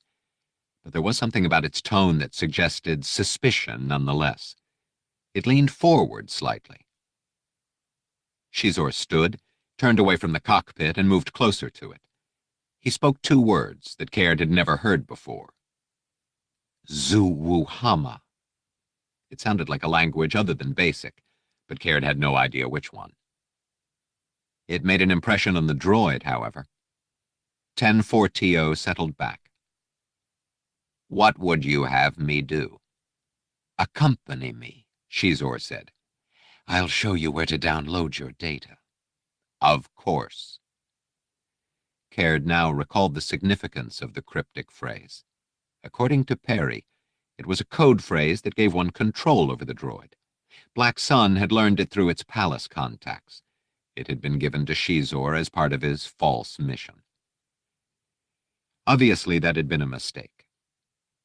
Before they disembarked, Xizor carefully slipped a muzzle gag over Caird's stubby, beak-like mouth. "Just in case you feel a sudden urge to try the control phrase on our metallic friend." Then he moved past Caird on his way to the left hatch. The droid followed, as meek an automaton as Caird had ever seen. There seemed to be no other choice, so Caird rose and followed the droid. It was just past dusk here, deepening into full night.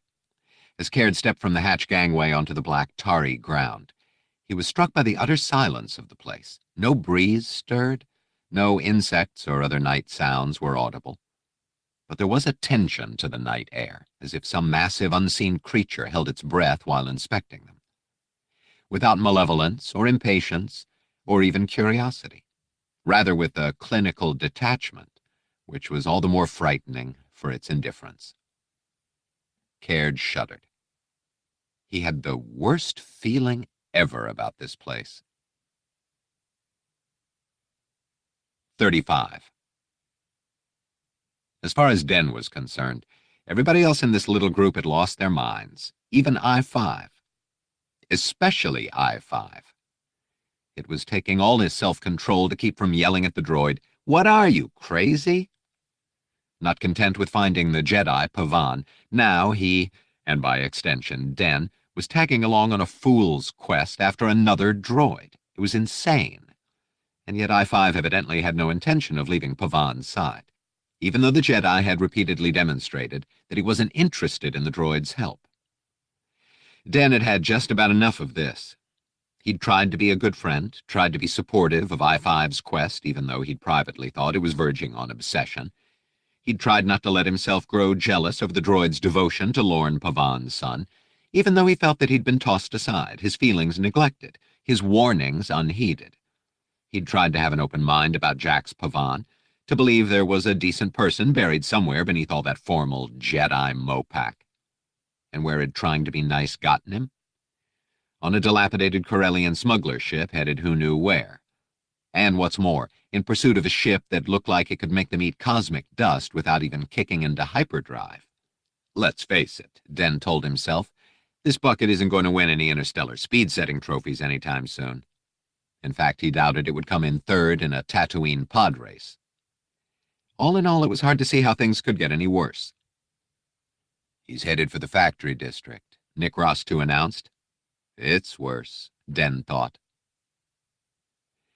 The factory district, located on the opposite side of the planet from Imperial City, was reputed to be the most dangerous place on Coruscant, a nightmarish setting of blasted and demolished structures, prowled night and day by devolved members of various species, subterranean cannibalistic throwbacks using near-primitive technology, beasts that hunted in packs, and, possibly the worst of all, if even a fraction of the stories he'd heard were true, feral droids.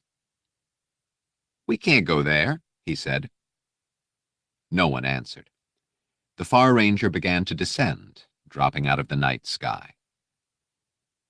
It would be different if he were following a story.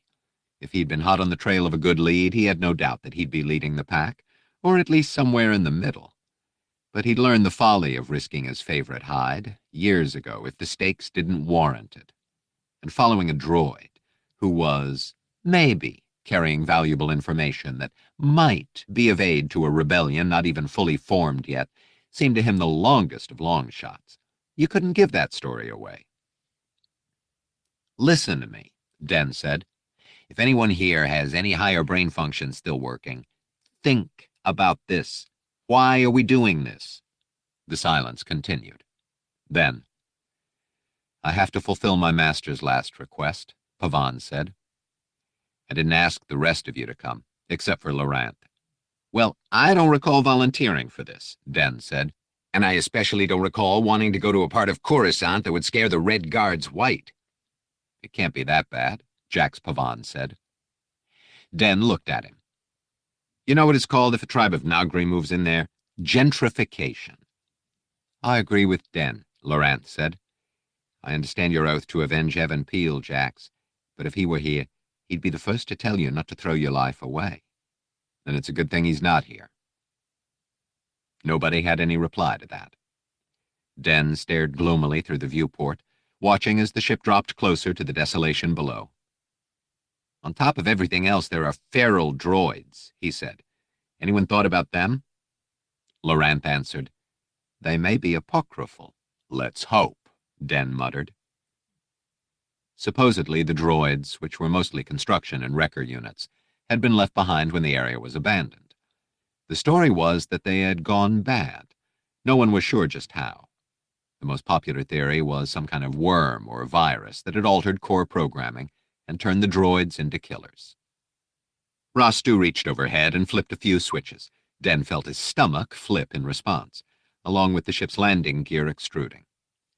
A moment later, the Far Ranger touched down, and Rastu cut the secondary lifts. "Let's hope we don't find out for ourselves how much truth there is to the stories," he said. He peered through the cockpit's blister. "There's their ship. But where are they? A better question is, why are they here in the first place?" Jax said. "And an even better question is, why are we?" Den added. Rastu lowered the ramp. They started down it, cautiously, the two Jedi first, then Rastu and I-5 flanking Den, who was the only one unarmed. Of course. The buildings were dark, boxy geometric shapes under the leprous light of the moons. Centax II would rise soon as well, and their combined radiance would make the landscape almost as bright as day. After all, Den thought, we wouldn't want the assorted monsters to have any trouble finding us, would we?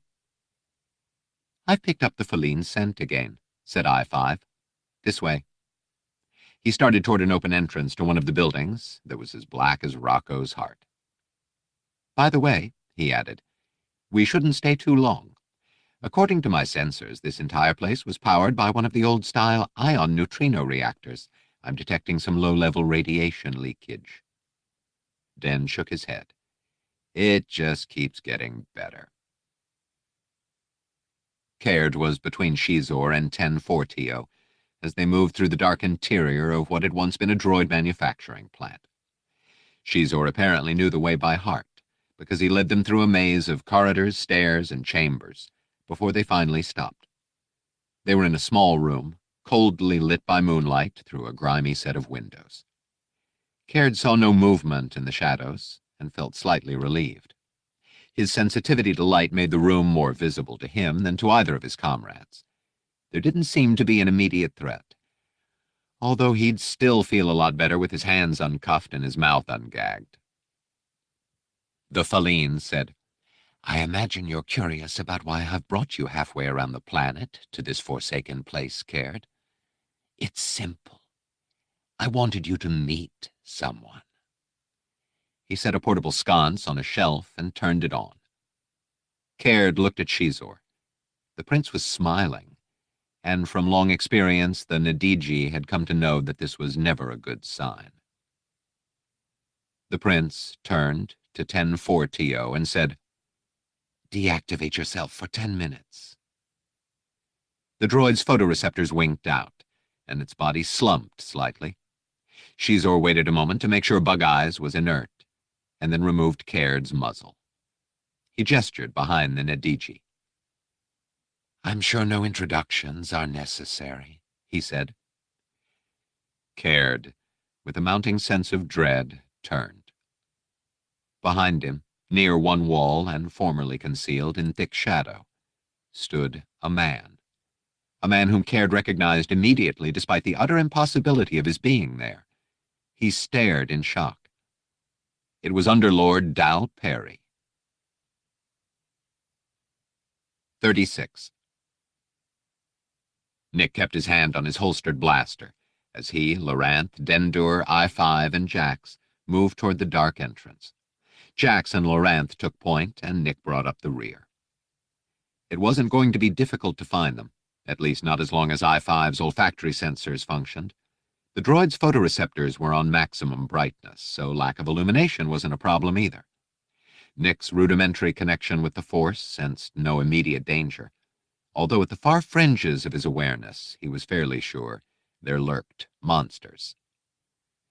And at least one lurks quite a bit closer, he thought.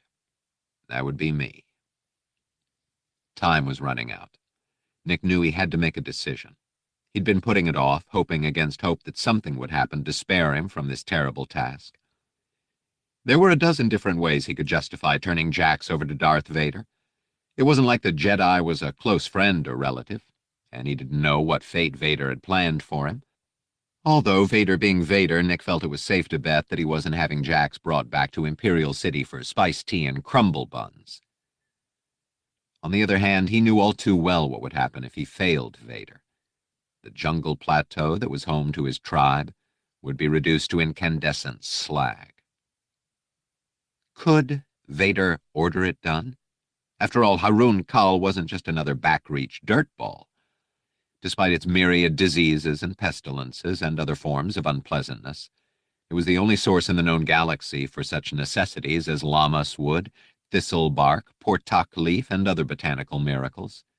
To eliminate even one tiny part of the arm of a galaxy-wide industry in what amounted to a fit of pique, well, it seemed ridiculous on the face of it. On the other hand, no, there was no way out of this. He simply couldn't take the chance that Vader might carry out even part of his threat. It was an obvious case of the needs of the many outweighing the needs of the few, or in this case, the one. Nick wondered if he was trying to wring comfort and justification from the statistics. He shook his head in angry dismissal. He didn't need justification. He could see what had to be done for the greater good. It wasn't his fault. Blame the tall, sinister man in the black mask. And after all, it wasn't like Nick hadn't fought the good fight. He'd fought plenty of good fights, and a lot of bad ones, too, on more war-torn worlds than he cared to count. When was it time for surcease? When did he get a little easement, a little peace? He'd accepted the fact that the luxury connapt, the wife and kids, the comfortable retirement, all were not part of his future. But being sealed up on a world like Despair, knowing he'd been responsible for the destruction of hundreds of people, hadn't exactly been part of the job description either. He noticed Jack's glance at him, and realized he'd forgotten to damp down his nervous system's reaction to his dilemma again. Quite likely he was broadcasting his distress all over the Force's bandwidth, so to speak. He hastily shielded himself, hoping the Jedi wouldn't decide to directly probe his mind. Though Jax's power within the Force, from what Nick had sensed since he'd known the Jedi, wasn't nearly as powerful as Vader's, he knew that Jax could easily sweep aside any feeble mental defenses Nick might try to erect. Fortunately, Jax did not attempt a direct probe. Instead, he moved back to Nick's rearguard position. "You okay?" he asked in a low voice. "Yeah. Just trying to keep things down to a simmer. I push too far out there, it starts to feel like something's pushing back." "You sense a Force user? Here?" Jax looked surprised and skeptical. "No, not like that.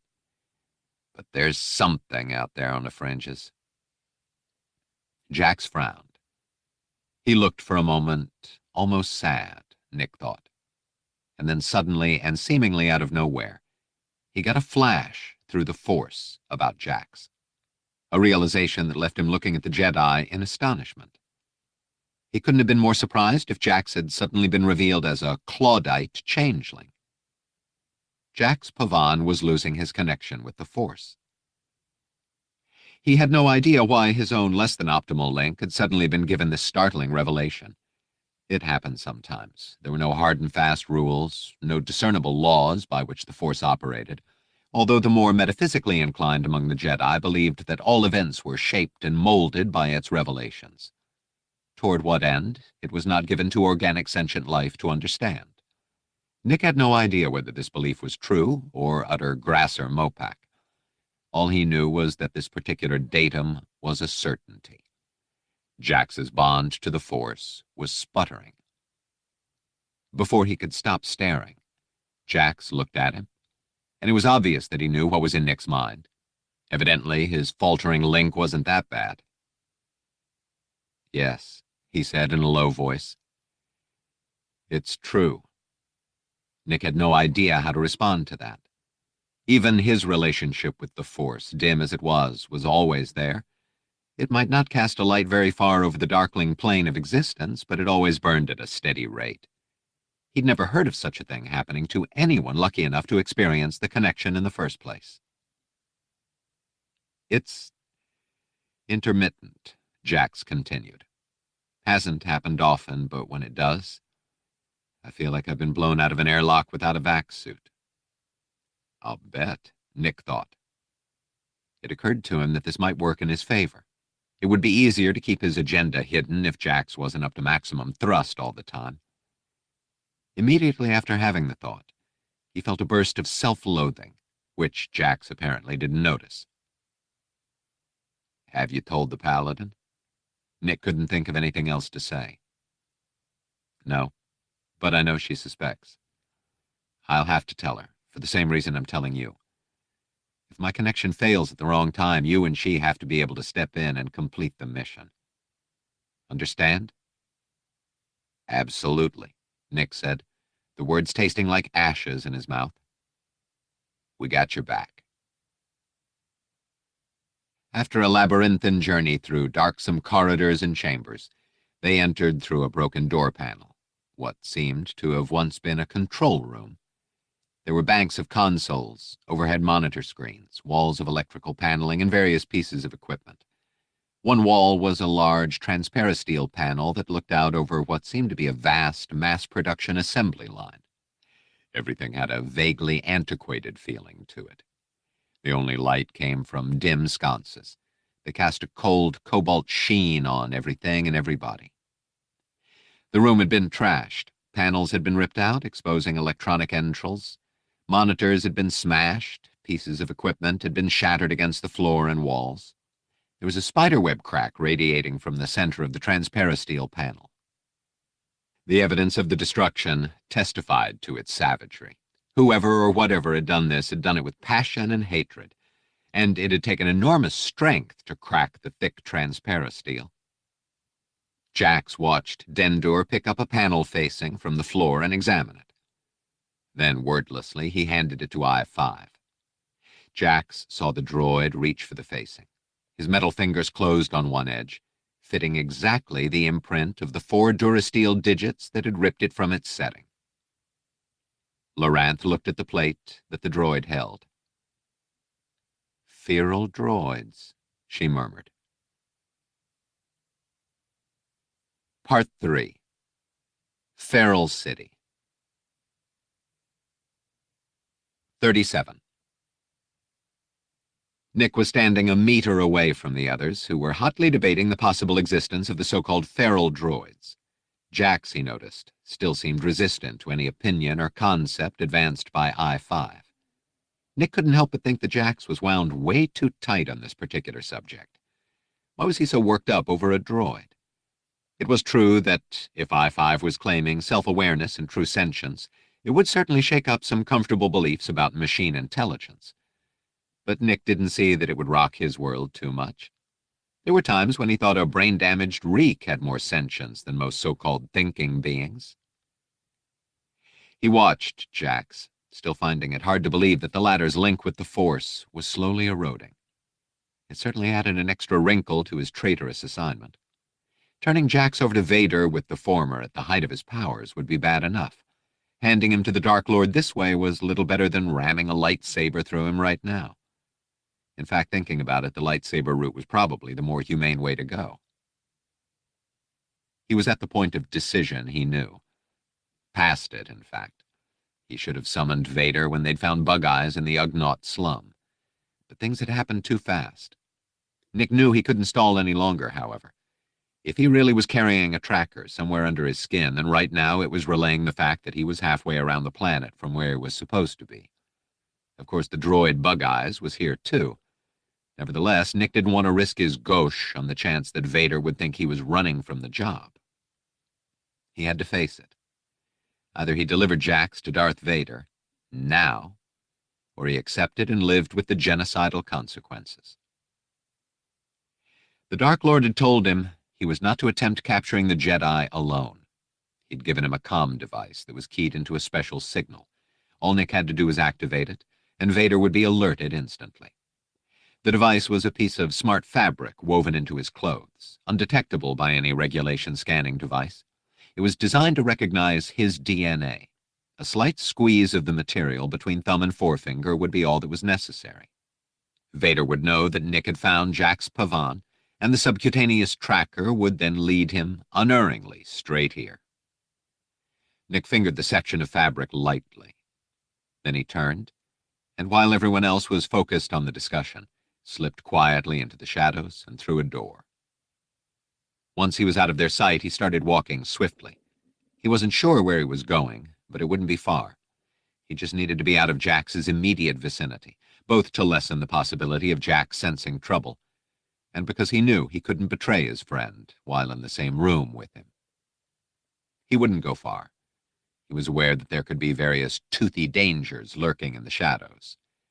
But even though he had only a nodding acquaintance with the Force, he still trusted it, and his hard-won battle skills and reflexes, to protect him long enough to do what he had to do. And if he was wrong, if something big enough and fast enough to turn him into a hot lunch before he could react came out of the dark, well, right now it was hard to see the downside to that scenario. Caird stared in disbelief. The Underlord of Black Sun was the last person he'd expected to see in a run-down, abandoned droid manufacturing plant in the factory district. But it was him. There was no disputing that. Caird was standing less than 2 meters away, and he was quite familiar with disguises, bodysuits, and the like. He could spot someone so camouflaged far more easily than most could. "Underlord Perry," he said, grateful that he didn't stammer, at least. "Why are you here?" Perry scowled at him. "Isn't it obvious? I'm here to clean up the mess you've made of things. Prince Xizor informed me of the situation, and I came immediately." "Situation? What situation?" Caird was utterly confused. He was about to attempt a response when he noticed something very odd. Caird could see deeper into both the near-infrared and ultraviolet than most species. He could see the heat waves that Perry's body was shedding, and abruptly realized that they were cycling to extreme degrees between hot and cold. This was inexplicable. Perry was standing still, and he obviously hadn't undertaken any strenuous activity or exercise recently. His respiration was normal for a human, and he wasn't sweating. Yet his skin temperature was rising and falling rhythmically, within the span of a single breath. Caird estimated the cycle to be as much as 15 degrees. He walked over to Perry and grabbed the human's upper arm to make sure, having to extend both force-cuffed hands to do so. No, it wasn't his imagination. He could feel the skin temperature rising and falling. This simply wasn't possible. There was no way Perry could be standing there conversing with him if his internal thermostat was fluctuating to such peaks and valleys. Caird abruptly understood. Perry jerked his arm free of Caird's grasp indignantly. "What are you doing? I'll have you. The thing imitating the Underlord suddenly stopped speaking. It shivered, then abruptly threw its head back, stiffening in an arc of agony. Caird watched in horror as the simulacrum melted. Its flesh blackened and shrank, then ran in a disgusting putrescence. Eyes and teeth and a framework of metallic bones gleamed for a moment in the dark foulness, before dissolving as well, sloughing over organs that seemed part viscera and part electronics. A moment later, all that was left of the thing that had looked like Underlord Dal Perry was a pool of black slime, in which the last fading sparks of circuitry sputtered and died. Caird stumbled back in horror. He stared at Xizor. It was some kind of droid? A human replica droid, Xizor said. He seemed composed and unaffected by the horror they had both just witnessed. The first real advancement in droid manufacturing in a dozen centuries. Cloned organic tissue melded with the cybernetic core and durasteel endoskeleton. Caird shook his head, perplexed. I don't understand. Why manufacture a droid clone? Why not just use Kaminoan biotechnology to create a real one? Because it takes a minimum of 10 years to force grow a blastocyst into a functioning individual. A replica droid can be produced much more cheaply, and in less than 3 standard months. And individual programming is easier, quicker to accomplish, and more comprehensive in an artificial neural net. Caird's mind was whirling. You're telling me you've underwritten a project halfway around the planet, in one of the most dangerous areas of Coruscant, to replace the Underlord with some kind of half-droid, half-clone. I thought you... He stopped, but he could see that Xizor knew where his thought had been going. The Faline said, You, and Perry also, unless I'm very much mistaken, thought my goal was to gain the position of Underlord for myself. And you're right. That is my plan. But Black Sun isn't a clutch of Trandoshans, moving up the ranks by violence alone. I can't just walk into his chambers and blow him away. Some subtlety is called for. Caird glanced at the foul puddle at their feet. This doesn't strike me as terribly subtle. Xizor sighed. It does appear that there is still trouble with the technology. These random fluctuations in temperature presage a deep-rooted problem.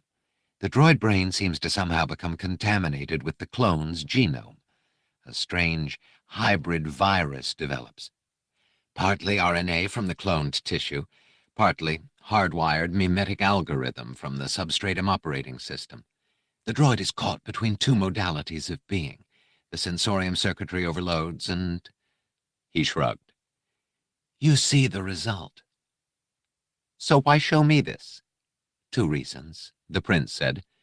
First, I was curious to see if the HRD was believable enough to fool someone who's familiar with the Underlord.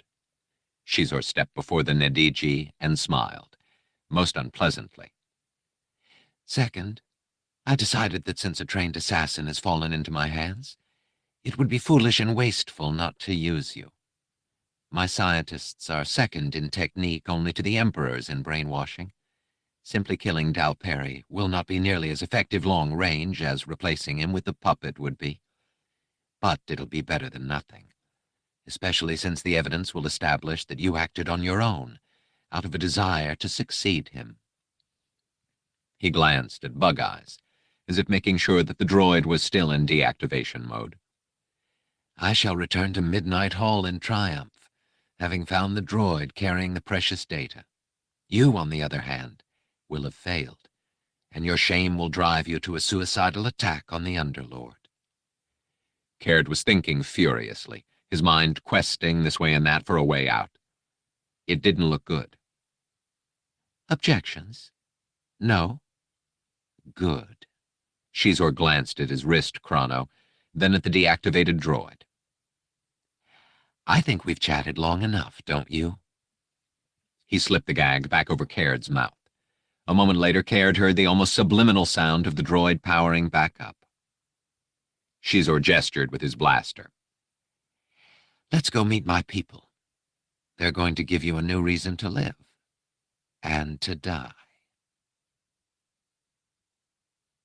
Renan left his conapt. He walked a short distance down the hall and summoned a turbolift. He dropped down 73 stories, walked perhaps a quarter kilometer down another corridor, turned right, and stopped before the 5th door on the left. The entire trip had taken 8 minutes and 3 seconds. It comforted him to be able to keep track of such things. Inside, the room was lined with cabinets. It was basically an all-purpose chamber, the latest function of which was as a storeroom. Renan stood in the center of the room and said, "Search Catalog 19 for unidentified holocron." Catalog 19 was a heterogeneous listing of various esoteric items that had come into the Empire's possession after the Clone Wars. In the cabinets, Renan knew, were bits of esoterica like Tatooine flame gems, a sphere of pure auricalc, a container of extremely rare solar bonite, and many other things. A holodisplay of several different data storage cubes appeared in midair. He asked for the most ancient, and all faded out but one. Beneath that one, the catalog code blinked. SD41263.1, Antique Holocron. He'd only given the inventory a cursory inspection once, months previously. He opened the cabinet that corresponded with the listing, pulling one of the trays out. And there, safely nestled in a molded cup of plastifoam, between a Nikto totem icon and a Geonosian geode, was a cube about 4 centimeters on a side with rounded corners. It glowed a dull red. Illuminated on the cube's surfaces by the roseate glow from within were ancient cuneiform markings, markings that Renan recognized immediately from his studies as the Sith language. Gingerly, the Elumin picked it up, gripping it between thumb and middle finger, and held it up to look at it. All he had to do was replace it with another item, change the manifest accordingly, and it would be as if the holocron had never existed. Renan slipped the priceless artifact into his waistcoat, closed the cabinet, and returned it to its niche. He ordered the manifest display off. Then, before his nerve could fail him, he left the storeroom and strode, stiff-legged, back toward his conapt. Before he got there, his comlink chimed. He activated it with a feeling of dread. Lord Vader's voice said, "Come, Renan. We have a journey to take." 38. After Loranth voiced the words they were all thinking, there was silence for a long moment. It was broken by Den, who said, "Can we leave now?" Jax Pavan shook his head stubbornly. "I have to complete Master Peel's last mission, we know." Den raised his arms in a gesture of mingled disgust and exasperation. "You, my friend, are one crazy Jedi, not to mention suicidal. I'm just a reporter, but I'm thinking everybody in the immediate vicinity would be a whole lot better off if someone took away your lightsaber and anything else that's sharp and pointy while they're at it. Enough, Den." Den stopped in astonishment, because it wasn't Loranth or Pavan who had spoken. It was I-5. He'd just been admonished by his friend, who had never, as far as Den could remember, raised his voice in anger to anyone before, not even to large, unfriendly life forms bent on doing the two of them serious harm. Certainly not in Den's presence anyway, and most certainly not to Den. He felt a cascade of emotions: hurt, embarrassment, and he had to admit it, anger. Anger and indignation at being censured by a droid. Hot blood flushed through his face, out to the ridges of his ears. He stared at I-5, who had turned back to Pavan.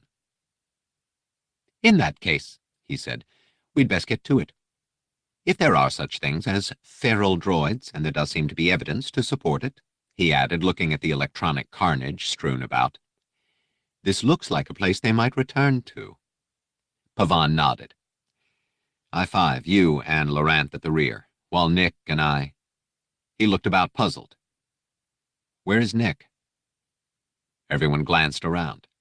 I-5 turned up his photoreceptors to maximum brightness, probing the shadows. Nick Rostu was nowhere to be seen.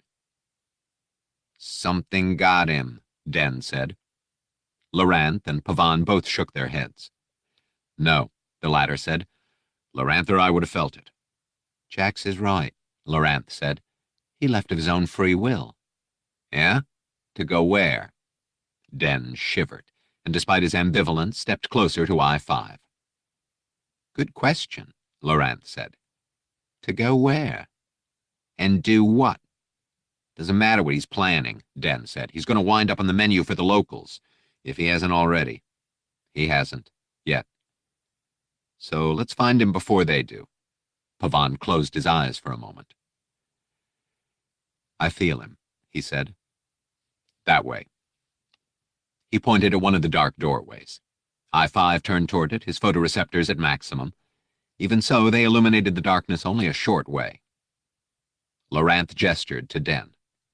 I'll bring up the rear. You're safer in the middle. It's nice to know someone cares, Den thought as he fell in behind Pavan and I-5. The downside to a self-aware droid, Den was coming to realize, was that self-awareness demanded flaws of which one must be aware. There was no need for a perfect being to know itself. Only in imperfection was there room to grow. People make mistakes. I-5 makes mistakes. Therefore, Den snorted. Syllogisms. Caird was thinking fast and hard. It was a prickly nest he'd dropped into, there was no denying it. The Feline had a blaster trained on him. In and of itself, this wasn't a cause for worry. Except for these blasted energy cuffs. In the past, Caird had found ways to get the drop on opponents, just as wary and skilled as Xizor. But there was zero chance of that with his wrists bound, especially since the droid had to be taken into account as well. Caird didn't know how much control that cryptic phrase gave Xizor over 10-4-TO, but he wasn't anxious to find out. He would have to wait until his hands were freed, and hope that it wasn't too late by then to do something. Xizor kept them moving at a steady clip. Before long, they rounded a corner and faced a set of double doors. Xizor raised a hand before an ID panel. The doors opened, revealing the interior. Xizor drew back, his skin flushing a deep orange of shock and rage. The large laboratory within was a shambles. Equipment, electronic, medical, and chemical, had been destroyed with savage abandon and strewn about the chamber. Caird saw broken beakers and test tubes, shattered bacta tanks, overturned diagnosters, and other destruction everywhere he looked. But that wasn't the worst of it. There had been organic destruction as well. Xizor's team of doctors and scientists had been given the same treatment. The walls had been painted with the blood of various species, including the red of human hemoglobin and the blue-green of aqualish hemocyanin. Caird looked down at the mostly intact head of a droll. Its furry face bore a look of horror. It was fairly obvious that there would be no brainwashing done today, unless the term included cleaning splattered gray matter off the walls and floor. Xizor was clearly furious. The droids, Caird heard him mutter. The blasted feral droids. The Silicians told me they'd all been... Someone's coming, 10-4-TO said. Xizor tensed slightly and dropped his hand to his holstered blaster. Footsteps became audible, coming closer. A moment later, a male human came into view around a corner. Caird appraised him. Lean, dressed like a spacer, but with the unmistakable aura of the military. He stopped when he saw them, and after a moment of surprise, smiled pleasantly, as if they'd all run into one another on a leisurely stroll. Well, he said, Prince Xizor. He glanced at the droid, and the famous 10-4-TO, a.k.a. Bug Eyes. My. What are the odds? Renan hoped he didn't appear as frightened as he felt. And who really could blame him if he did? Summoned by Vader with virtually no notice to accompany the Sith Lord on a mysterious journey halfway around the planet, to a shunned and legendary area. Could it be any more ominous? And his nerves weren't helped any by the fact that a small cohort of troops was accompanying them. Although considering everything he'd heard about the factory district, it was no doubt better to have them along. Renan had no problem with that. He had a problem with him going along. Just because he enjoyed stories of daring do and high adventure didn't mean he had any desire whatsoever to participate in them. He was strictly the vicarious sort when it came to such things. And yet here he was, standing on the bridge of Lord Vader's transport, watching the planet fall away beneath his feet.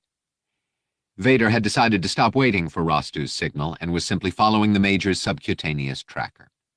As the Sith Lord's primary aide-de-camp, it wasn't unusual for Renan to accompany Lord Vader on journeys, but that fact did little to ease his anxiety.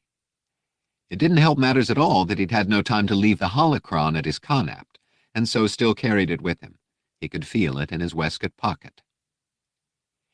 He knew nothing about the holocron, save that it was ancient and of Sith origin, judging by the inscriptions. It was in his possession because he had succumbed to an act of irrational desperation. He, Hananum Tik Renan, who prided himself on never acting out of unconsidered or hasty judgment, had done the unthinkable for an Eloman. He had been rash. He had stolen the holocron in the purely illogical hope that there might be some knowledge in it that could somehow protect him from Darth Vader. This was foolish on all sorts of levels, and he knew it. Just because the holocron might be of Sith origin didn't mean it contained anything that could be used against Vader. Yes, the man was a Sith, but as far as Renan knew, the last representative of that ancient order had lived thousands of years ago. There was no real reason to assume that any data the holocron carried would be pertinent now. For all he knew, it might contain nothing more than a list of long-forgotten recipes. And that was if, after all this time, the contents had remained intact. He wasn't even sure he could access whatever information might still be contained within it. He knew all this, yet still he had absconded with it, had stolen Imperial property, which, in and of itself, was a shocking abrogation of his own personal standards. No, there was no excuse whatsoever for his action, save that of naked fear. And the mere fact that he was so desperate upset him almost as much as the desperation itself. 39. "Something's coming," Loranth said. Den rolled his eyes ceilingward. "Is anyone really surprised at this? Never mind," he added. "Rhetorical question." "I feel them," Pavan said. "So what are they?" Den asked. "Thons? Strats? Big mutated strats with forearms and enormous tusks?" "It's not organic," the Jedi replied. "It's a droid. That's about all I can get at this point." "More than one," I-5 corrected him. "I'm picking up tread vibrations, sonic pingers, and other indications. Based on the imaging data, I'd say they're either construction, maintenance, or worker droids. Estimating at least 4, maybe more." Den glanced around the operations center. "It looks like they were pretty cranky when they trashed this place," he said. "I'd say it's good odds their mood hasn't improved any." "I think we'd better get out of here," Loranth said. "I think it's too late for that," I-5 said. "My sensors indicate they're blocking the exits." Den could hear the sound of something, a portal or a partition, being knocked down. Judging by their reaction, the others heard it too. "Whatever we're going to do," I-5 said, "I suggest we hurry." There was another crashing sound, this one closer. Loranth drew her blasters, aiming them at the door. I-5 followed suit with his finger lasers. Pavan lit his lightsaber. He glanced down at Den, then pulled a vibro knife from his belt and handed it to him. Den crouched down, trying to shield as much of himself as possible behind an overturned cabinet. He looked at the weapon in his hand. Terrific, he thought. It was about 12 centimeters long, with a blade that vibrated fast enough to blur the edge when activated. A vicious and deadly weapon if one were facing an organic foe. Against a pack of haywire automata, however, maybe I can cut my own head off before one of them gets a chance. He looked over at I-5. The droid's earlier reprimand still stung, but this wasn't the time to be resentful. He didn't want to die, estranged from his best friend. The droid glanced at him. Den managed a grin. "Never thought I'd go out this way, up against a bunch of crazy droids," he said. He gave it a moment, then dropped the punchline. "I always figured it'd just be one crazy droid." I-5 projected what Den knew constituted one of his rare smiles. "One isn't nearly enough in your case, Den." It wasn't the most comforting battlefield farewell he'd ever heard of, but there was no time for anything further. Something smashed against the door, hard enough to shake the room. Then came another harder crash, and the door flew apart in a shower of fragments. While it wasn't exactly a big shock to run into Prince Xizor and the droid, and the Birdman, who'd been unconscious the last time Nick had seen him, it was still a surprise, and not a particularly pleasant one. Nick kept both his eyes and the Force focused on Xizor. The droid wouldn't do anything unless told, he figured, and the Birdman was an unknown quantity, although given that he was cuffed and gagged, probably not much of a threat. The Feline was by far the most dangerous of the three. It was rumored that he was affiliated with Black Sun. More to the immediate point, he held a blaster in his hand, and was also, from what Nick had heard, a master of various forms of unarmed combat. Not only that, but he controlled the droid. That much had been obvious back at the Ugnaught nest. All things considered, Prince Xizor was definitely someone to tread lightly around. Of course, Nick knew the control phrase that would put Bug Eyes on his team, but he also knew that by the time he'd barked it out and added some kind of instruction, such as disarm him, Xizor could have yanked his large intestine out and strangled him with it. Better by far to just play it cool. "Who are you?" Xizor growled. "How do you know who I am? This place is deserted.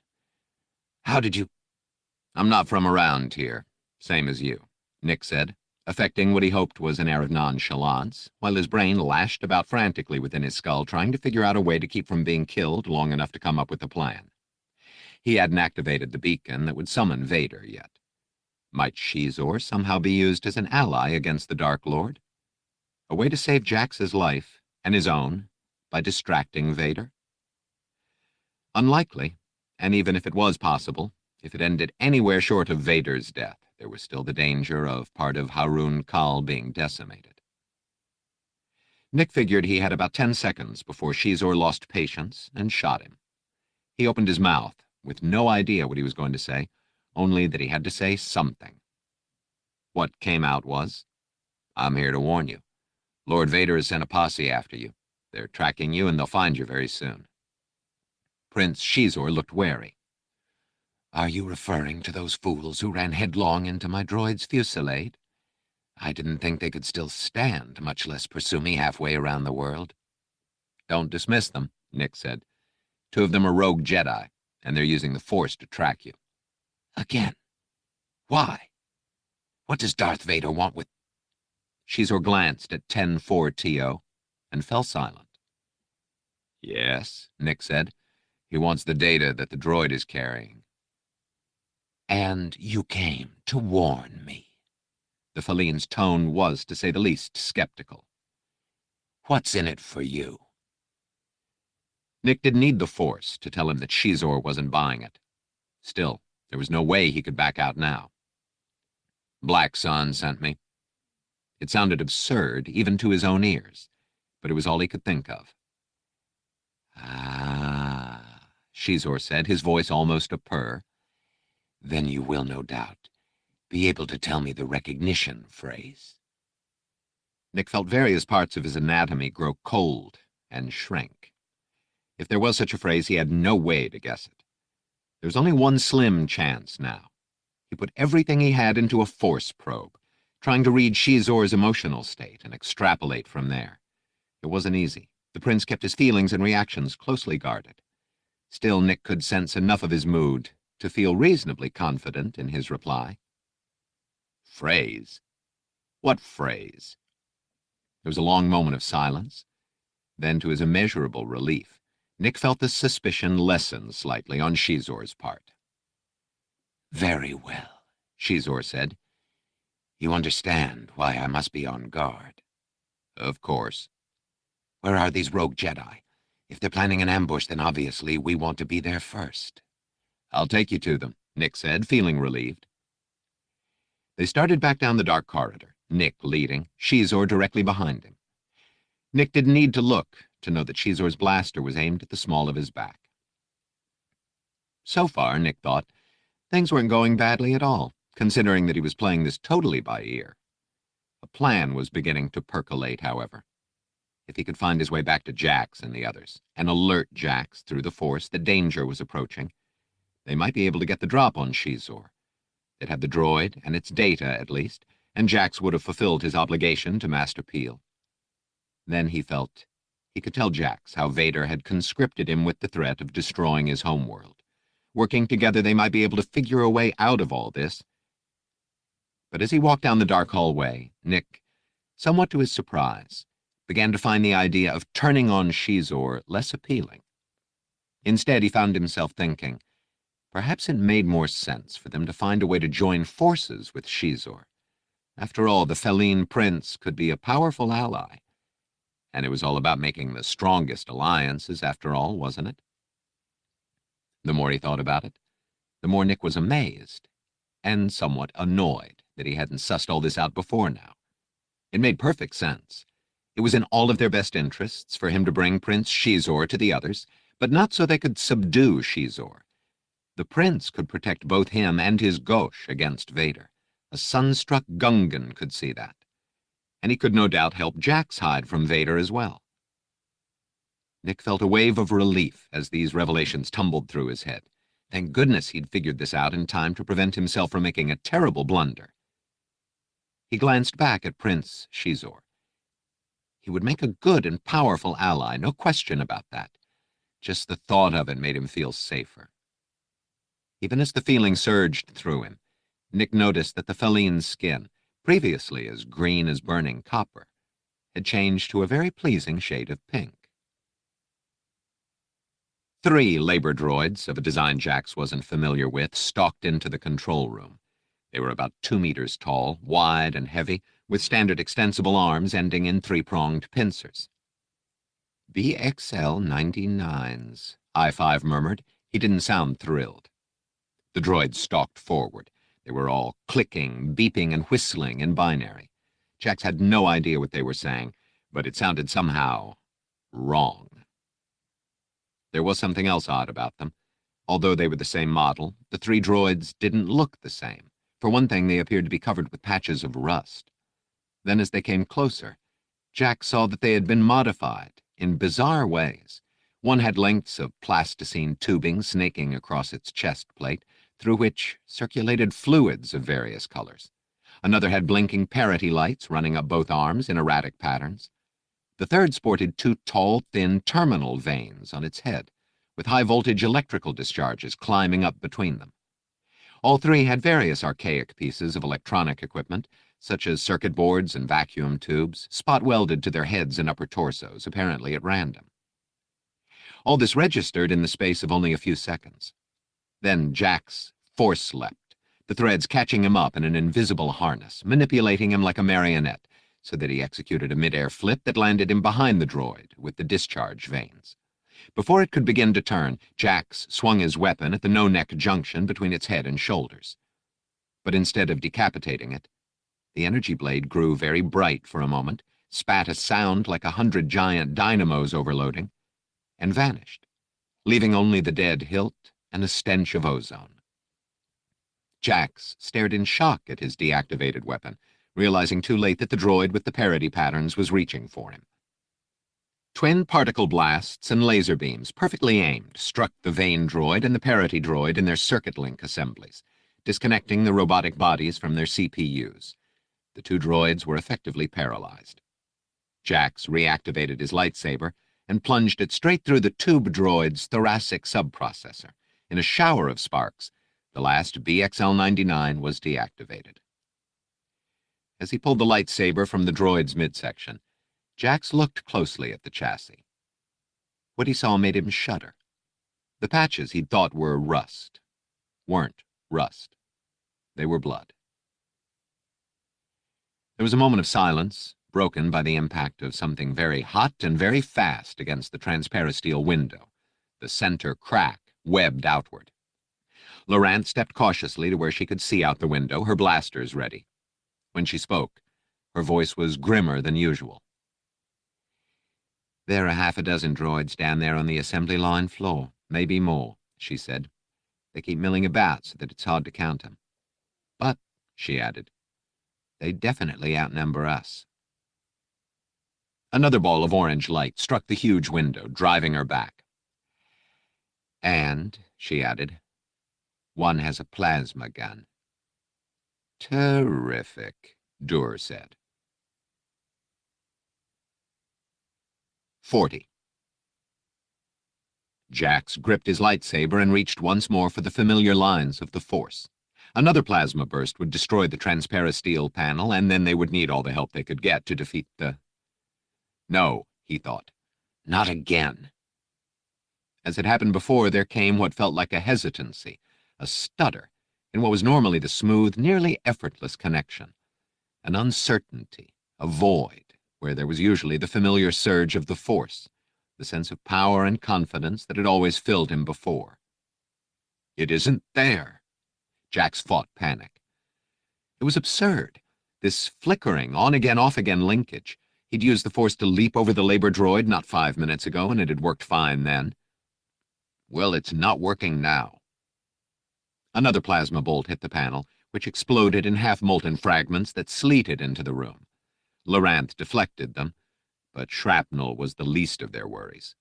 Jax looked back at the window in time to see another droid, obviously just as haywire as the previous ones, climbing over the edge.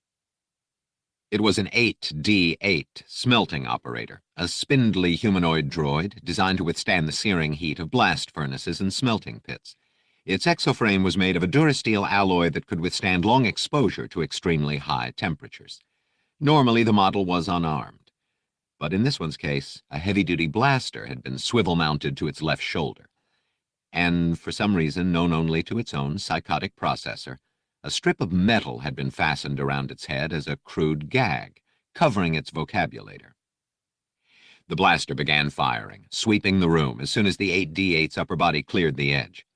Jax knew he had only seconds in which to act. He couldn't trust his ability to anticipate and block the blasts, so he dived forward, body surfing through shards of razor-sharp transparasteel fragments, his lightsaber extended before him. Before the crazed 8D8 could adjust, Jax was in front of it. He swung the energy blade in a short arc, neatly clipping the blaster from its mount. The blade hesitated at the droid's neck, but only for a moment. The frictionless shaft didn't have to burn through the durasteel column to sever it. Because of his awkward position, Jax couldn't put his normal strength and speed into the blow.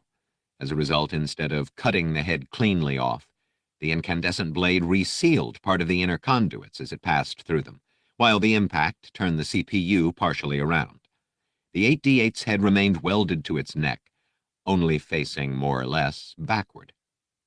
The droid toppled, knocking off 2 others on the way down. There were 2 more climbing up, however, a Roche J9 drone and an ASP droid. Jax pushed to his feet, part of his mind commenting ironically on the strange pairing of the 2.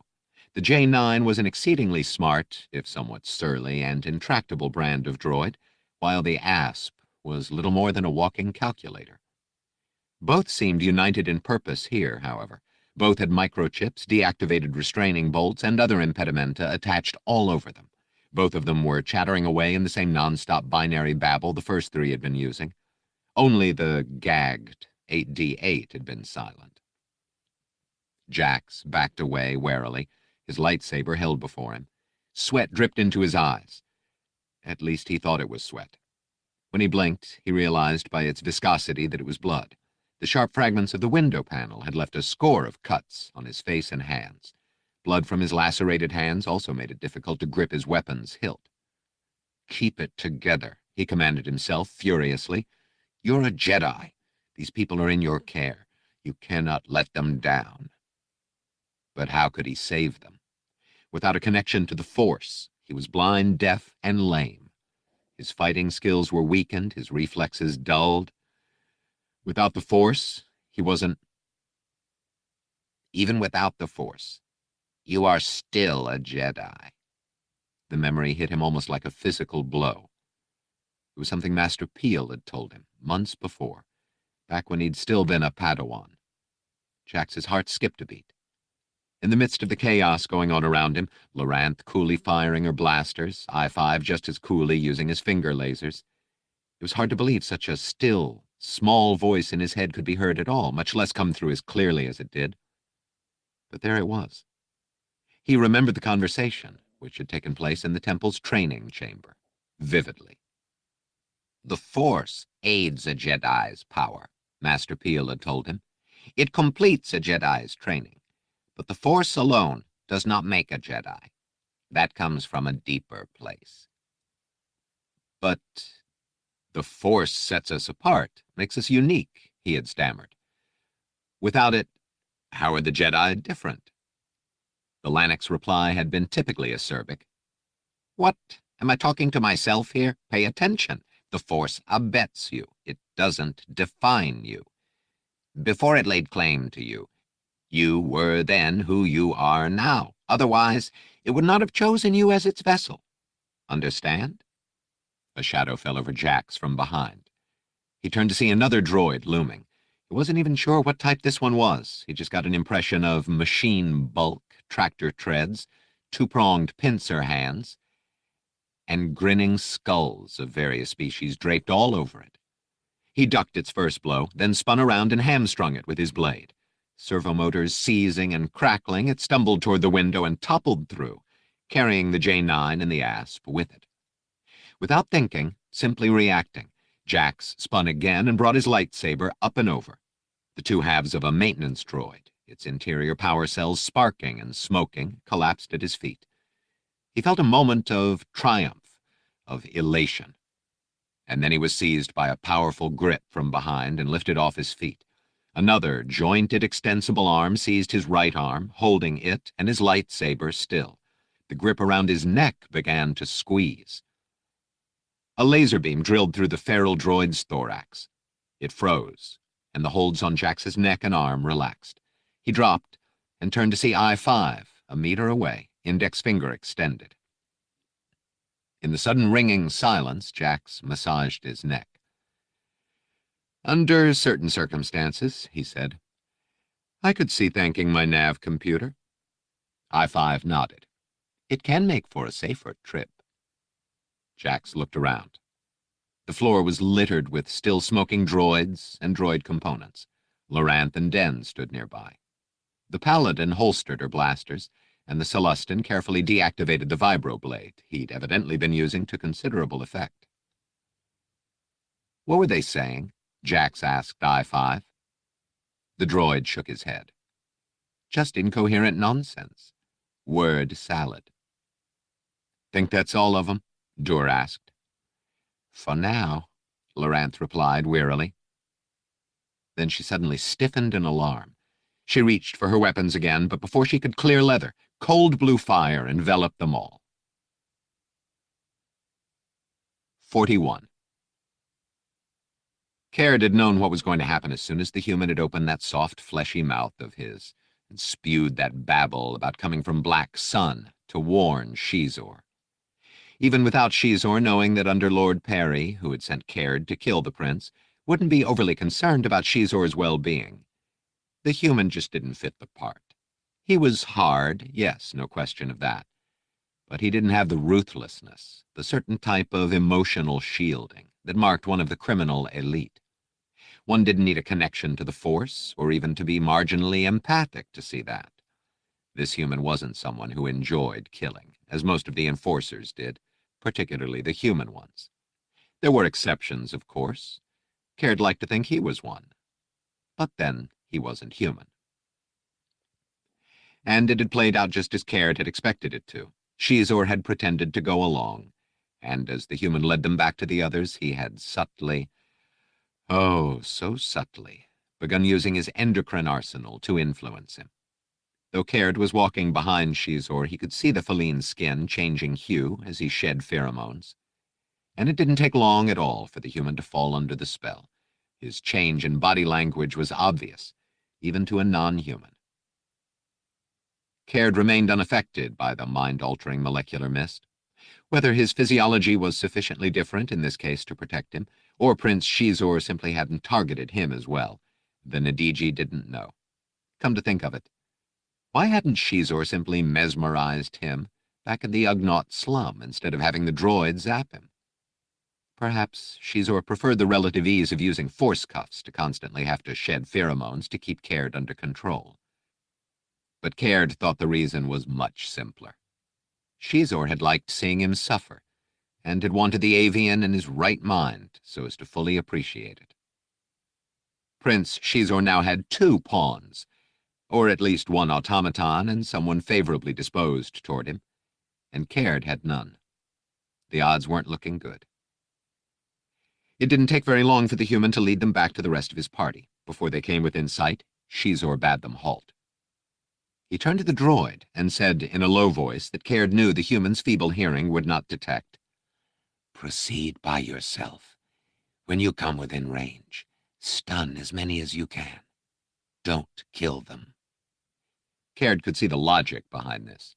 The Jedi wouldn't, in all likelihood, be able to sense a droid's surreptitious approach until it was too late. As 10-4-TO headed off around the corridor's bend, the human said, "Why send the droid on ahead?" His tone was one of puzzled and polite interest, but no more. Xizor's mesmerizing sweat had done its work well.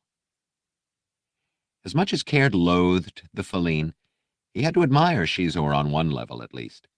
The prince was always thinking, always working the odds. Even without those controlling body chemicals, he was a formidable adversary, as the Jedi would soon discover. The droid disappeared around a turn in the corridor. A few moments of silence ensued, followed by the sound of its arm-mounted weapon firing. The human blinked at the sound, and Caird could see reason return to his expression. "Hey," he shouted. "What the car—" He turned to run down the corridor after the droid, but didn't get very far, due to the stun blast from Xizor's weapon that hit him squarely between the shoulder blades. The attack had been sudden and devastating. Den had heard the whine of a blaster, or something pretty much like one, and then twilight-colored agony had struck every cell in his body. He wasn't sure how long he'd been out, but it had been more than just a few minutes, considering how thoroughly he'd been tied up. Whoever did it must have thought Celestans were as strong as Wookiees. Loranth lay perhaps 2 meters away, also force-cuffed and still unconscious. Den could hear voices. He looked about, located their source, and felt his insides drop into free fall. On the other side of the chamber, maybe 6 meters away, stood Prince Xizor, along with the Birdman, who was still force-cuffed. Also present were the droid that had just zapped them all so thoroughly. That's how Den had it figured anyway. And Nick Rostu. The droid, and judging by the size of its photoreceptors, it had to be Bug Eyes, was holding Nick firmly by the arms. This was all very bad, but Den's immediate concern was for Jax, who was standing, hands also force-cuffed, before Xizor. Den suppressed a gasp as the Jedi raised his head in response to one of Xizor's questions, giving Den a good look at his face. It was stitched with a score of cuts, some of which were still bleeding, from the transparasteel shards he dived through during the battle with the feral droids. Xizor held Jax's lightsaber. As Den watched, the feline activated it. The glimmering blue blade extended. Den had a feeling that Jax would be getting the business end of the blade very soon. Why doesn't he use the Force? Den could only assume that all the mopac Jax had been through in the last few hours had pretty much drained him. Whatever the reason, it was obvious that the Jedi had no mojo left to work. He could save him. Or, more accurately, I-5 could.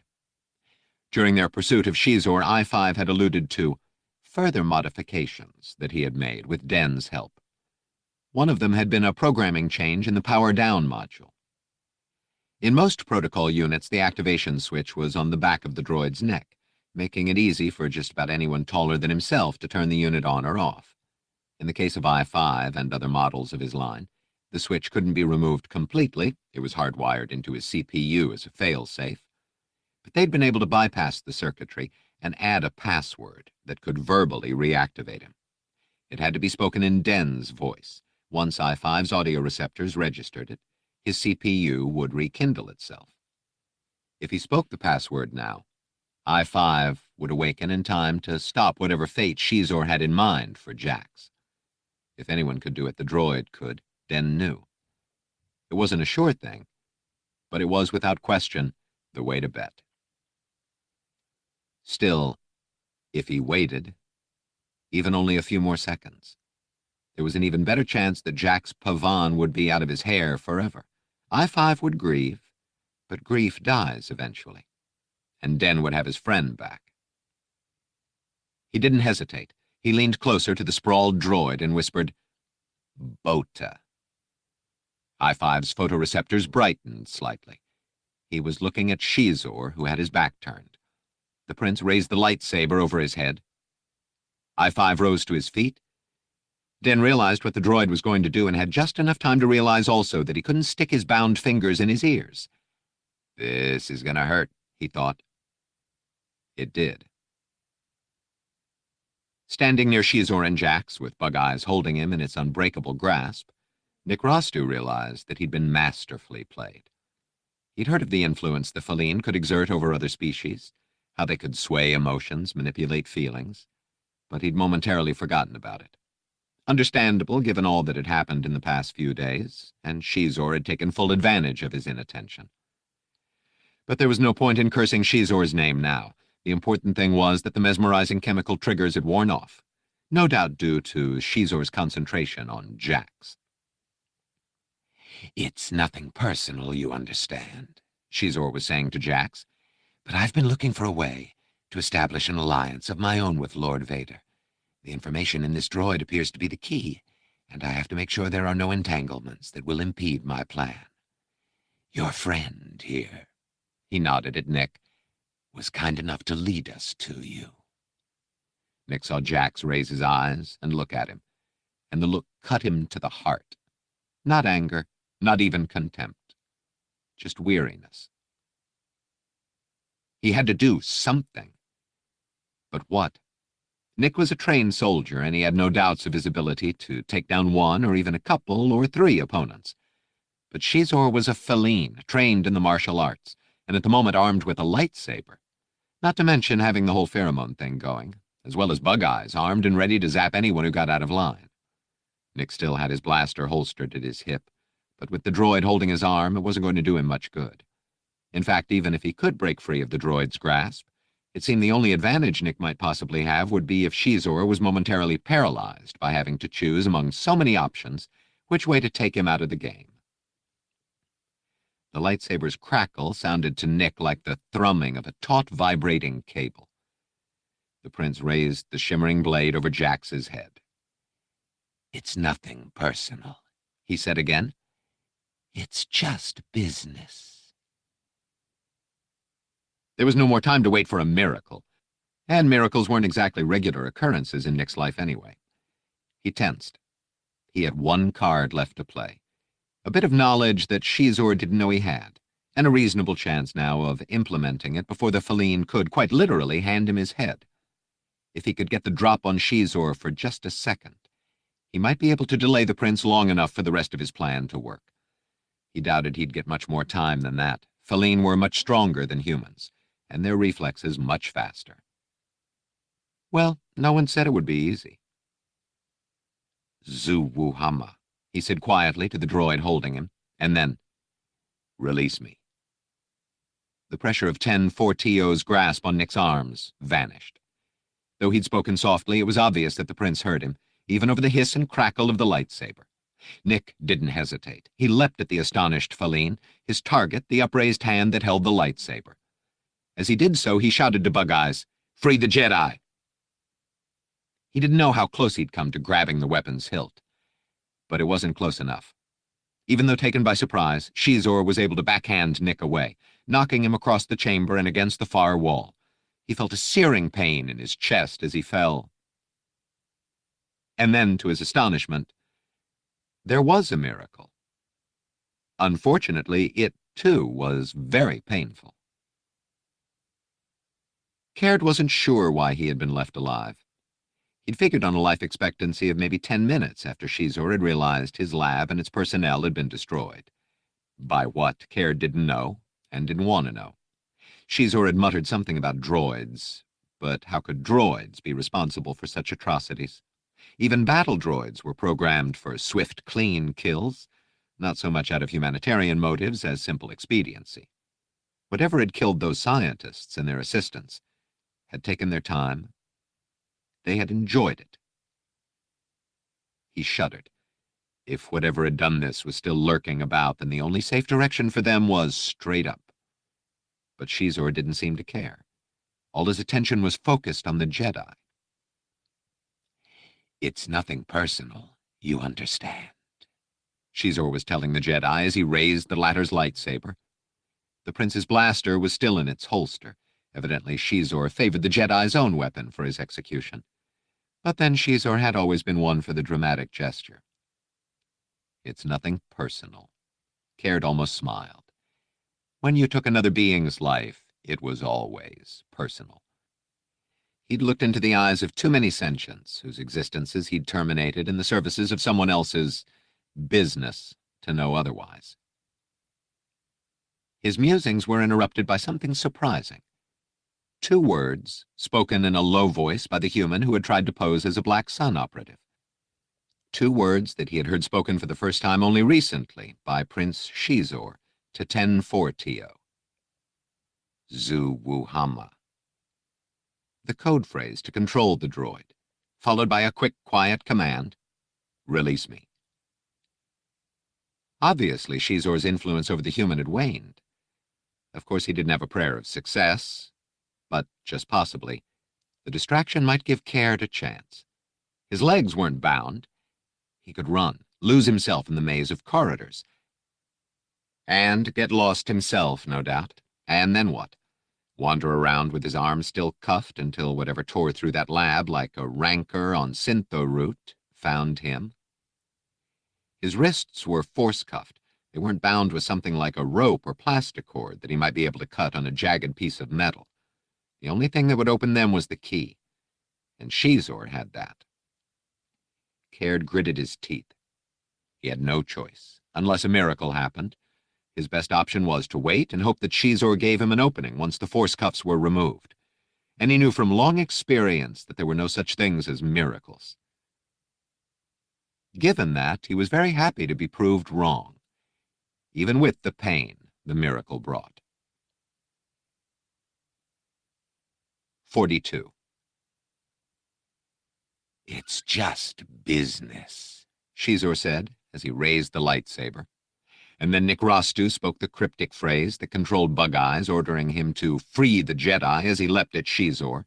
The prince, though obviously taken aback, was still quick enough to block Nick's attack and bat him away like an annoying insect. At the same time, I-5, whom Jax had thought had been deactivated by Xizor, rose to his feet and produced from his vocabulator a deafening, warbling screech that took everyone completely by surprise. It was unbelievably painful. Jax didn't know how loud it was, but it was definitely pitched much higher than the pain threshold of most sentient organics. Of course, it had no effect on the other droid. Bug Eyes moved quickly to Jax's side, intent on carrying out Nick's order to free him. But before it could, Xizor shouted, "Zu-Wu-Hama!" 10-4-Tio stopped in its tracks. Xizor, obviously in as much pain as the others, nevertheless managed to point at I-5. The meaning was clear, even to a droid. Stop him. Bug Eyes spun about, aiming its arm cannon at I-5. It fired, but I-5, still screeching, pointed his right index finger at the other, aiming as precisely as only a droid could. The high-intensity light beam met the particle beam in mid-air. Though the quantum states of the 2 beams were somewhat different, there was still a considerable amount of overlap. The intense energies battled for a moment, filling the chamber with blinding pyrotechnic sparks. Jax staggered back, momentarily blinded. Through dazzle spots, he saw Xizor, still obviously in pain from the droid's shriek. The Feline clapped both hands to his ears, dropping the lightsaber as he did so, and sank to his knees.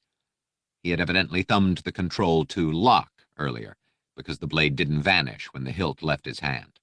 The weapon bounced once, sliced the corner off a metal cabinet, and came to rest with the hilt leaning against another piece of debris. The blade pointed upward at 45 degrees, its hum cycling. Just then the more powerful particle beam smashed through the ray of coherent light and struck I-5 full in the chest plate. The droid was hurled backward, hard enough to hit the wall. The screech from his vocabulator stopped as he sprawled on the floor. 5! The Celestin shouted, struggling with his bonds, which he had no chance at all of breaking. Jax could barely hear the cry. The air in the room seemed to be still shimmering with sound waves. He wondered if his ears were bleeding. He staggered toward his lightsaber and crouched before it, facing away from the blade. Cautiously, concentrating all his will on maintaining his balance, he extended his arms behind him, his wrists pulled as far apart as they would go. The lightsaber might sever the energy link that bound his wrists, or it might resonate with the cuffs and fry him quicker than lightning. The only way to tell was... There was a hissing sound nearly as loud as the droid's screech, a static discharge that made every hair stand on end, and he was hurled from the lightsaber to land sprawling a couple of meters away. His hands were free. As best he could, given the reverberating pain in his head, he assessed the situation. I-5 was beginning to get to his feet. Loranth and Den were still bound and lying against the far wall, although only Den was awake. Then he saw 10-4-TO turning toward him, lining up its shot. Jax pushed himself to his feet and thrust out both hands, hoping desperately that the Force would be there. It wasn't. He dived, tucked and rolled to his feet behind a large piece of equipment as the energy bolt scorched the floor where he'd been standing. The droid turned to fire again. Jax was momentarily safe behind the chunk of metal and circuitry, but for how long? Once more he beseeched the Force, and once more he was denied. The droid stalked forward. It seized and hurled aside the shattered control bank behind which Jax was hiding. And Jax lunged forward, one hand extended beneath the droid's extended arm cannon. He rammed the small dagger he'd pulled from the sheath hidden between his shoulder blades into the gap between the thoracic and ventral plates. Bug-Eyes staggered backward. Jax glimpsed sparks sizzling in the welter of wires and circuitry that constituted its innards. One foot struck a piece of debris, and the droid fell against the transparasteel window. The material, already shattered and weakened, gave way, and 10-4-TO dropped through it, disappearing from sight. An instant later, a crash echoed from below. Jax stood and turned, intending to go back and grab his lightsaber's hilt. The blade had been extinguished along with the cuffs. But the hilt was no longer lying on the floor. Desperately, Jax cast about for it. Looking for this? The Falene's silky voice came from behind him. Jax turned and saw that the lightsaber was in Xizor's hand. As Jax watched, the blade again generated itself with an ominous hum. Xizor, grinning, started toward the unarmed Jedi. His skin glowed on the cusp between green and orange. He evidently had recovered from the sound barrage's effects much quicker than had Jax. Jax snapped his right hand forward, palm first, hoping to hurl the Force at Xizor. But there was only a yawning emptiness as the Force refused him yet again. Xizor stopped warily when Jax pantomimed the blow. Now he smiled and continued his advance. Before he had moved farther than a couple more steps, however, a laser struck near his feet and another flashed just above his head. He turned with a startled shout, seeking the source of the new attack. I-5 stood nearby, aiming both fingers at the prince. "Please shut off the lightsaber, Your Highness," the droid said, "and toss those blasters aside as well." Xizor snarled, his skin flaming with anger. I-5's aim did not waver. "I'm sure you're quite fast, Prince Xizor, but not as fast as light." He shrugged. "Universal law and all that." The Falene hesitated, then deactivated the energy weapon and divested himself of both blasters. Jax started forward, intending to claim his lightsaber from him, but then he saw Nick Rostu sprawled on his back near one wall, with a bloody piece of transparasteel rising from his chest. Nick was lying where Xizor's blow had tossed him, his head propped up by debris. He could see the fragment of transparent metal protruding from just below his rib cage, and almost smiled, because under his shirt he knew the shard had bisected the old scar he'd gotten back on Harun Kal. The fresh wound, bisecting the previous one, had no doubt marked an X across his midriff. Not that he needed such an obvious sign to tell him he was done. He marveled that he wasn't feeling any pain. There's a lot to be said for shock. He realized that someone was leaning over him. It was Jax.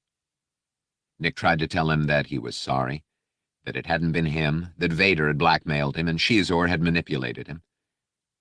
He wasn't sure if he'd managed to say all that, or indeed any of it, but Jax looked as if he understood. There was one more thing. What was it? Hard to remember.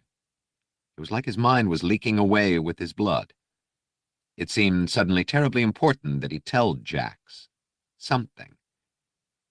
Again, he wasn't sure if he got it across or not, but Jax nodded, smiling through the crusted blood on his face. He also said something, but Nick's hearing was about as useless as his legs after that vocal solo from I-5. He could see Jax going through the pockets of his greatcoat, looking for what Nick had told him was there, but he couldn't feel anything either. He hoped there wasn't blood on his uniform. A soldier, particularly an officer, should try to look presentable at least. Still, Nick felt satisfied. He had managed to get through his debriefing. Very important. There was a war going on, and he had done his part. Now, finally, he could rest, which was good, because he was just too tired to try to talk anymore. And anyway, the fellow standing there... Who had it been? Hard to see his face, what with all that light, had moved away to face another silhouette. Now the two were dancing around each other in slow motion, and there were flashing lights and faint, far-away buzzing sounds. Was one of them Mace Windu? Nick didn't know. It really didn't matter anymore. It was time for him to leave. His new ship was waiting for him, its hyperdrive primed, ready to dust this world. He would lift in just a minute or so, just as soon as he got his breath back. Just a moment to rest. He'd earned that much at least. The war was finally over. It was time to stand down. The lights hurt Nick's eyes, so he closed them. Jax rose and stepped away from Nick's body. Xizor stood a couple of meters away, still holding the lightsaber hilt. Jax was holding a hilt as well. One of the last things Nick had told him in a barely audible whisper had been about the enigmatic device the Coruscant had found in the Far Ranger. It was obviously a weapon. The only problem was, Jax had no idea what kind it was. It looked to be something akin to a lightsaber, but lighter and built for one hand. Nick had not had a chance to try it, and Jax didn't even know if it would work. He didn't care. He didn't care that Xizor had his lightsaber, or that the Feline Prince was a master of Terraskasi, a martial art designed centuries ago and refined through the ages to be particularly effective against Jedi. He didn't care that, for some reason he didn't understand, his connection to the Force had grown sporadic. None of it mattered now. It was in the past. The future was not his concern either. What mattered was the present. What mattered was now. Jax glanced over at the others. The Avian and Loranth were still force-cuffed, as was Dendur. Loranth was either dead or unconscious, but the fact that she was fore-cuffed argued for the latter. The only one free was I-5, who still stood a little way off, forming the third point of a triangle composed of himself, Jax, and Xizor. The droid was still covering Xizor. "It isn't against my core programming to severely disable the enemy of my friend," he said to Jax. "If you want me to, that is." "What I want," Jax said, "is for you to see what's happened to that other droid. It's still got the vital data stored within it. But no buts. Prince, Xizor, and I will settle this between ourselves." I-5 hesitated, projecting concern, then nodded. He crossed to the transparent steel window, leapt nimbly through it, and dropped out of sight. During the exchange with I-5, Jax had kept one eye on Xizor. With a grin, the Feline raised his free hand, palm up, and beckoned. "Let's see what you've got," he said.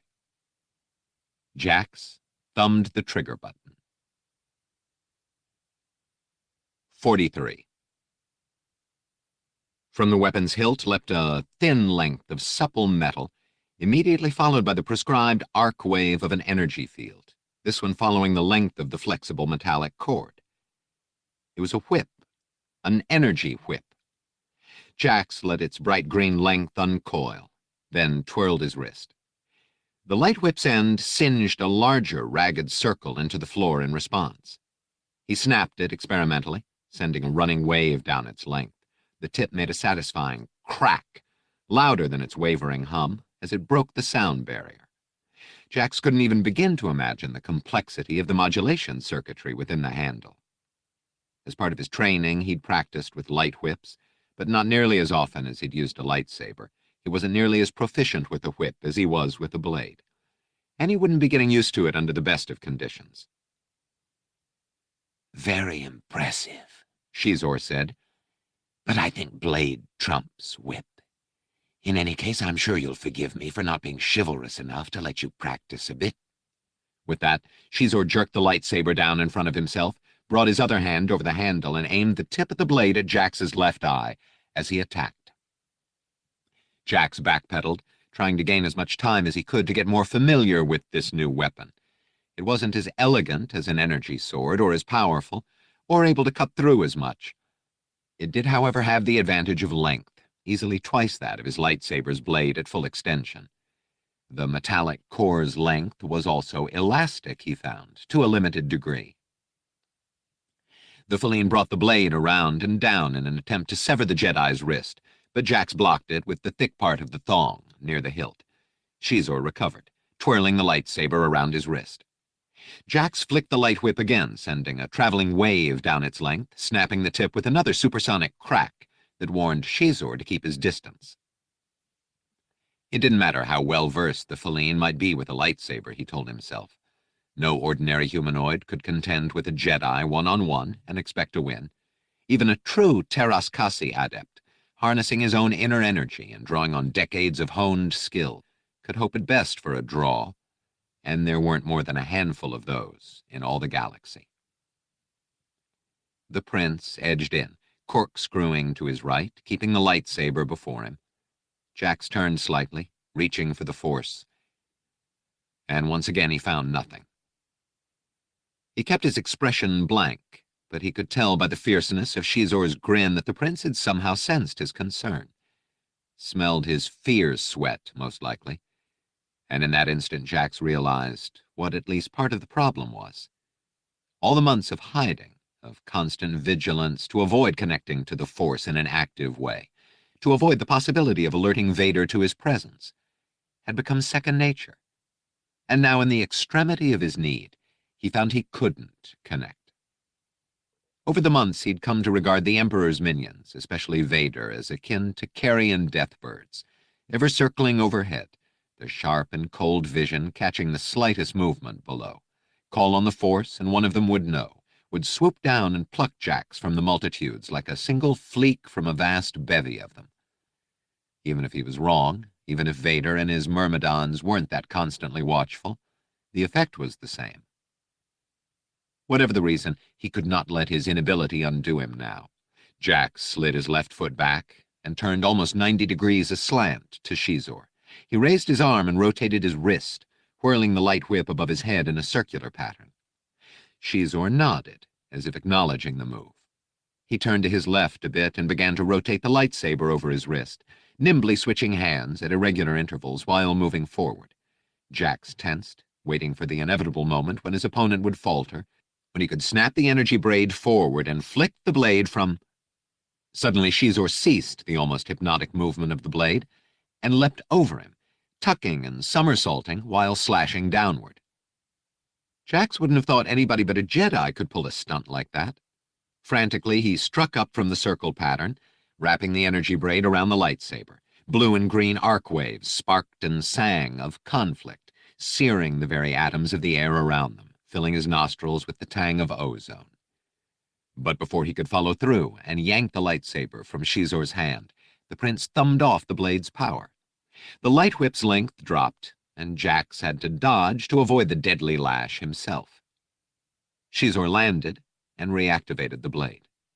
From his crouch, Jax swung his arm back in a low arc, then back up and over his shoulder. The light whip sang through the air and wrapped again about the blade. Before Xizor could deactivate the lightsaber again, Jax yanked as hard as he could, pulling Xizor off balance. The sudden tug was enough to slow Xizor, but not enough to break his one-handed grip. He lunged after Jax as the light whip slipped free of the lightsaber, sending more sparks flying. Jax ducked, letting the luminous blade whistle by barely above his head, then dived into a roll as Xizor slashed again, missing him by a finger's breadth. He came up, half-turned, and while still moving, snapped his hand around at Xizor. The glowing whip lanced at the Feline, almost as if it were a hurled spear. Xizor ducked and spun in a full circle, dropping the blade to chest level as he moved, seeking to bisect Jax. But the Jedi was too fast. He was already in full backpedal, snapping the light whip to cover his retreat. Xizor had to parry the flailing energy line to keep the tip from taking an arm off. Once again, Jax reached for the Force. And once again he found only cold vacuum. Evidently understanding the problem wasn't the same as fixing it. And this was the worst possible situation in which to attempt a reconnection, in the midst of battle, overwrought and worried. He should not have been so foolhardy as to challenge Prince Xizor. He should have simply had I-5 take him out. The Feline was stronger than Jax, but little match for a laser-packing droid. Now it was starting to look like his macho posturing might have doomed them all. I-5 was occupied with 10-4 TO, and Loranth was still out of the game. He heard an odd noise behind him, but he could not afford to take his eyes off Xizor, who was pacing just outside the light whip's reach. The noise grew louder, a popping, tearing sound, which Jax recognized too late as the rending of the reinforced plasteel bolts on the other set of doors. He whirled about in time to see a wheel-mounted maintenance droid rolling at him, with pieces of jagged scrap metal welded to its chest, extruding like knives. It babbled in binary, a non-stop cacophony of clicks, chirps, whistles, and trills as it came directly at him. Jax sidestepped and brought the light whip up, over his head, and out. The energy braid struck across the rounded dome of the droid's CPU and sizzled through it. Its brakes locked up, and Jax could smell the odor of burned silicone as the treads locked and skidded on the floor, the gyroscopes whining to keep it upright, but too little too late. The glowing braid sheared through the droid's head and body at an angle, and with a burst of electrical sparks and sputters, the droid collapsed, falling in two pieces. Jax dropped flat onto the grimy floor, and not a heartbeat too soon. The energy blade hummed through the spot where he just stood. He rolled onto his back and came up, light whip describing a rapid circle in front of him. The disadvantage of the light whip was that it took more time to recover from a committed stroke. Jax had to be careful lest Xizor spot him leaving an opening.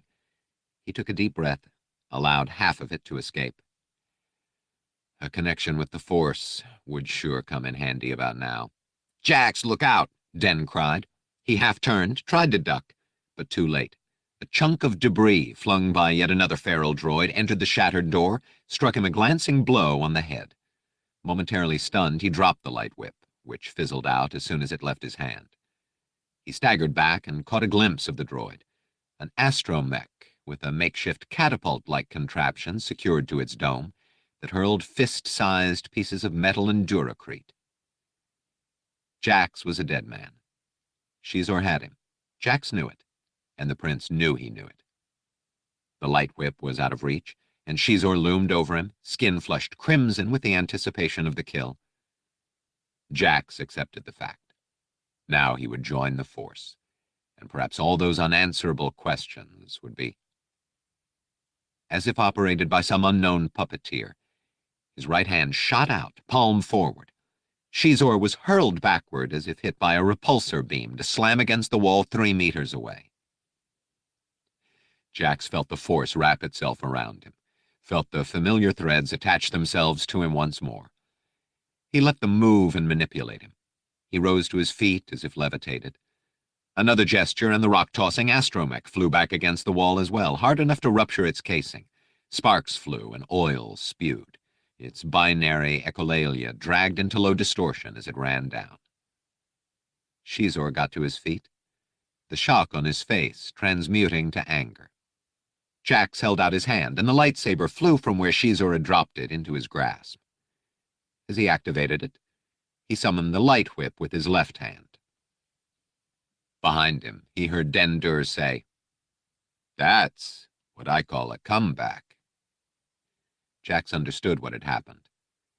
In the acceptance of his impending death, he had returned to the level of serenity needed to be one with the Force. It had not been a matter of him losing his connection to the Force.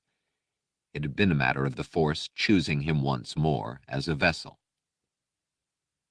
Xizor's skin began to shift, back to a warm shade of orange, and Jax guessed the Feline was activating his pheromones.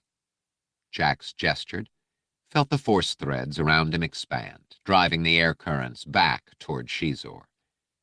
The prince's expression turned to one of surprise. "Yield," Jax said. Xizor had no choice. Jax had both weapons and the Force. Xizor laughed. He leapt, covering the distance between them easily. The movement was fast, very fast. He flew toward Jax, feet first, almost taking him completely by surprise. Even with his reawakened connection with the Force, it was hard to divine Xizor's purpose. The prince's mind was powerful, capable of concealing his intentions until the last second before he took action. His reflexes were far faster than those of a human, and his muscles strong enough to propel him almost as far as the Force could propel Jax. The Jedi dodged, then turned quickly, whip and blade both ready to kill if need be. Xizor's insane, he thought. He has no hope of victory now. The Feline landed nimbly on both feet, and Jax realized his intent a moment too late. Lying on the floor nearby was Nick Rostu's body, and within Xizor's reach, the Major's blaster. Xizor scooped it up, whirled, and fired at Jax all in one smooth motion. Jax blocked the bolt with his lightsaber. The glare of the two colliding energy fields was over almost instantly, but in that instant, the scion of House Xizor had vanished into the darkness of the corridor. Jax felt no urge to follow. Prince Xizor was out of the picture. Now he had to find 10-4-TO and make sure the data were intact. He turned and started for the broken window where the droid had fallen. Abruptly, he experienced a sudden tingle that vibrated the lines of the Force, a plangent throb telling him that a new player was approaching the blasted landscape of the factory district. Someone extremely strong in the Force, stronger than he'd ever encountered before. It could mean only one thing. Darth Vader was coming. 44. Jax felt himself grow cold with dread. He felt another tremor in the Force, a warmer, friendly one, and realized, even before he looked to confirm it, that Loranth was awake. He saw from her expression that she had also felt the vibration in the Force. She might not be able to identify it as quickly or as assuredly as he had, but she knew it was bad news. "Stand up," he said to Dan and Loranth, crossing to them. He brought his lightsaber in a quick, short chop, severing the Force cuffs, binding Loranth. He was ready for the energy backlash that shorted out both cuffs and blade this time, and so it only drove him back a few steps instead of hurling him to the floor.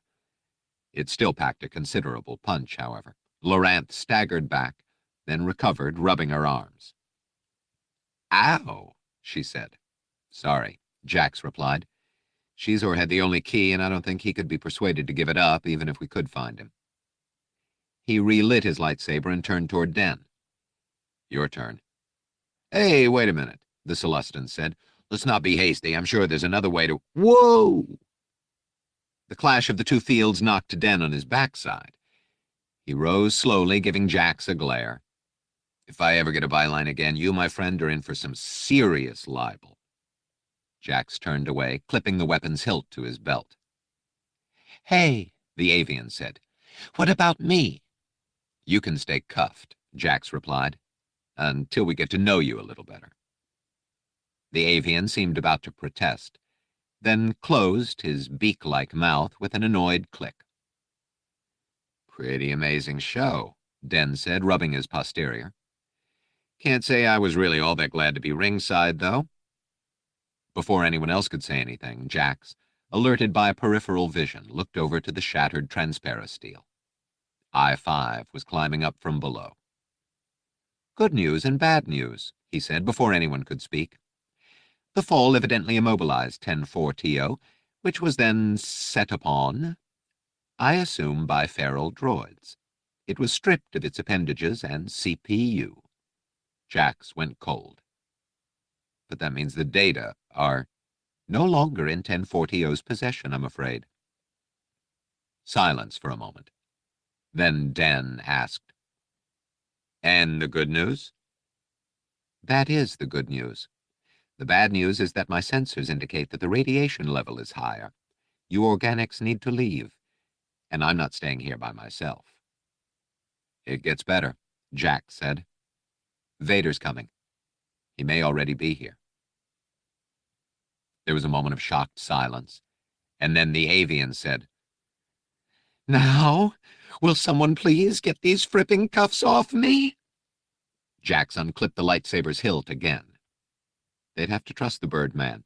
They'd need all their speed and abilities, and the threads of force emanating from him, while hard and ruthless, had no strands of possible betrayal interwoven. He felt a wave of weariness wash over him. Even if they did escape, there was no guarantee that Vader would give up. For all Jax knew, the Sith Lord would pursue him across the galaxy. He'd already come halfway around the planet.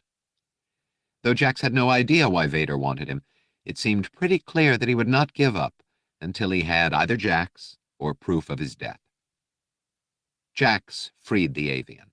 His name, he said, was Caird, and powered up his weapon again. He looked at the glowing blade, nodded to himself, then turned to I-5. "We need something big to cover our escape," he said. "And I think I know where to get one." Quickly, he explained his plan to the droid. I-5 projected surprise. "Are you willing to give up your weapon to do this?" "I'm not happy about it, but I don't see another choice," Jax replied. "The only life-form readings that the freighter scanners picked up in a 500-kilometer radius were Xizor's and Caird's. I don't mind sending a bunch of feral droids to the scrap heap, and maybe Vader as well. Are your sensors up to it?" "Not a problem. The radiation signature is quite detectable." Jax nodded, hesitated, then handed his lightsaber to I-5. The droid took it and began to walk slowly around in the rubble-strewn chamber. He appeared to be looking for something. Den and the avian joined Jax and Loranth. They watched the droid with some perplexity. "What are you doing, 5?" Den asked. "We've got to get out of here." "Agreed," the droid replied. "But as Jax has pointed out, simply leaving won't throw Vader off our trail. We need a distraction, a major distraction. Unless Vader is convinced Jax is dead, he'll never stop hunting him." "Ah, here it is." I-5 was standing near the remains of one of the destroyed feral droids. He locked the lightsaber's trigger button and held it out at arm's length between two fingers, with the energy blade pointing straight down. Then he dropped it. It struck the floor, point first. The frictionless blade, hot enough to melt through a 20-centimeter blast door, barely slowed down when it hit the Duracrete. The sound it made dropped into a slightly lower register, but that was all. In a few seconds, it had disappeared down the shaft it was melting. I-5 turned and walked quickly back to the others. "Let's go," he said. Dendur stared at him. "Have you flipped your chip? What was that all about?" "It's about creating a major distraction, like he said," Jax replied. "Don't blame I-5, it was my idea." "It was a good one. I'll be happy to help you find a new lightsaber, if we ever get out of here alive." "What about Rastu's body?" Den asked. Jax turned and looked back at Nick's still form. He felt a pang of regret. Nick Rastu had died bravely, trying to save his friends and Master Peel's mission. He deserved a decent funeral, at least. "I-5, can you bring him?" he asked quietly. "We can release him in orbit. He would have liked that, I think." I-5 bent over Nick, started to lift him, then stopped. He was quite still for a moment. Then he said, "He's still alive." "What?" Jax, Loranth, and Den spoke simultaneously. Only Caird was silent, although he looked as amazed as they did. The transparent steel shard that skewered him passed through the lower abdominal cavity. As I-5 spoke, he used his finger laser to burn through the fragment near where it entered Nick's back. It missed the spine and kidneys. I'm detecting some internal bleeding and the beginnings of systemic infection and peritonitis, but I believe it's reversible if he's treated within 24 hours. Jax felt a surge of relief. There should be a med pack on the freighter. Hurry! He saw the droid carefully lift Nick, then turned and headed into the corridor, followed by the others. We've still got to get past Vader's transport to reach our own, Caird pointed out. Any ideas on how we accomplish that? One or two, Jax replied. Let's worry about getting out of here first. Will someone tell me just what we're running from? Den asked as he hurried to keep up with the others. About 10 meters beneath our feet is the reactor containment unit, I-5 said. I mentioned before that it was unstable. In fact, long-term exposure to radiation leakage may be what drove the droids mad. In any event, I estimate that we have less than 25 minutes before the lightsaber burns its way through the impervium shielding, and— Gotcha, Den said. He doubled his speed, pushing past the others. It might work, Jax told himself. The explosion would certainly be enough to remove Darth Vader as a problem from his life permanently. Even if Vader somehow survived, he would probably be convinced that Jax hadn't. Either way, this was a good chance to escape the Sith Lord's ominous shadow. If not for good, then at least for a considerable time. They hurried through the dark corridors, I-5 carrying Nick Rostu and lighting the way. It appeared that he had a droid, Jax mused. Not as property, but as a friend. An odd concept, but one he was getting used to. It was good to have a friend. 45. Lord Vader watched the bridge monitor, which was focused on the entrance. Renan watched as well, trying to divine the inscrutable thoughts going on behind the helmet, and as usual, failing. Including Vader's transport, there were now 3 ships at rest before the decaying buildings. One was the Corellian freighter that had been given to Rostu. The other was an assault ship, graceful and sleek. Renan approved of the look. He wondered to whom it belonged. Vader spoke to Captain Tana. When they come out, take Pavan alive. Kill whoever is with him. Take no chances. The Force is strong in him. Yes, my lord, Captain Tana saluted. But what of the droid? Was it not the reason for this journey? Vader waved a dismissive hand. Don't worry about the droid. Pavan is more important. Understood, Captain Tana said. He glanced at the monitor and reacted in surprise. My lord, you will want to see this, I think. The Dark Lord moved to look at the forward monitor. The movement gave Renan a momentary view of what the captain and Vader were now looking at. A lone figure striding rapidly from the plant entrance toward the nearby assault ship. Renan immediately recognized the being's identity, and the surprise he felt was almost enough to make him forget, for an instant, his fear.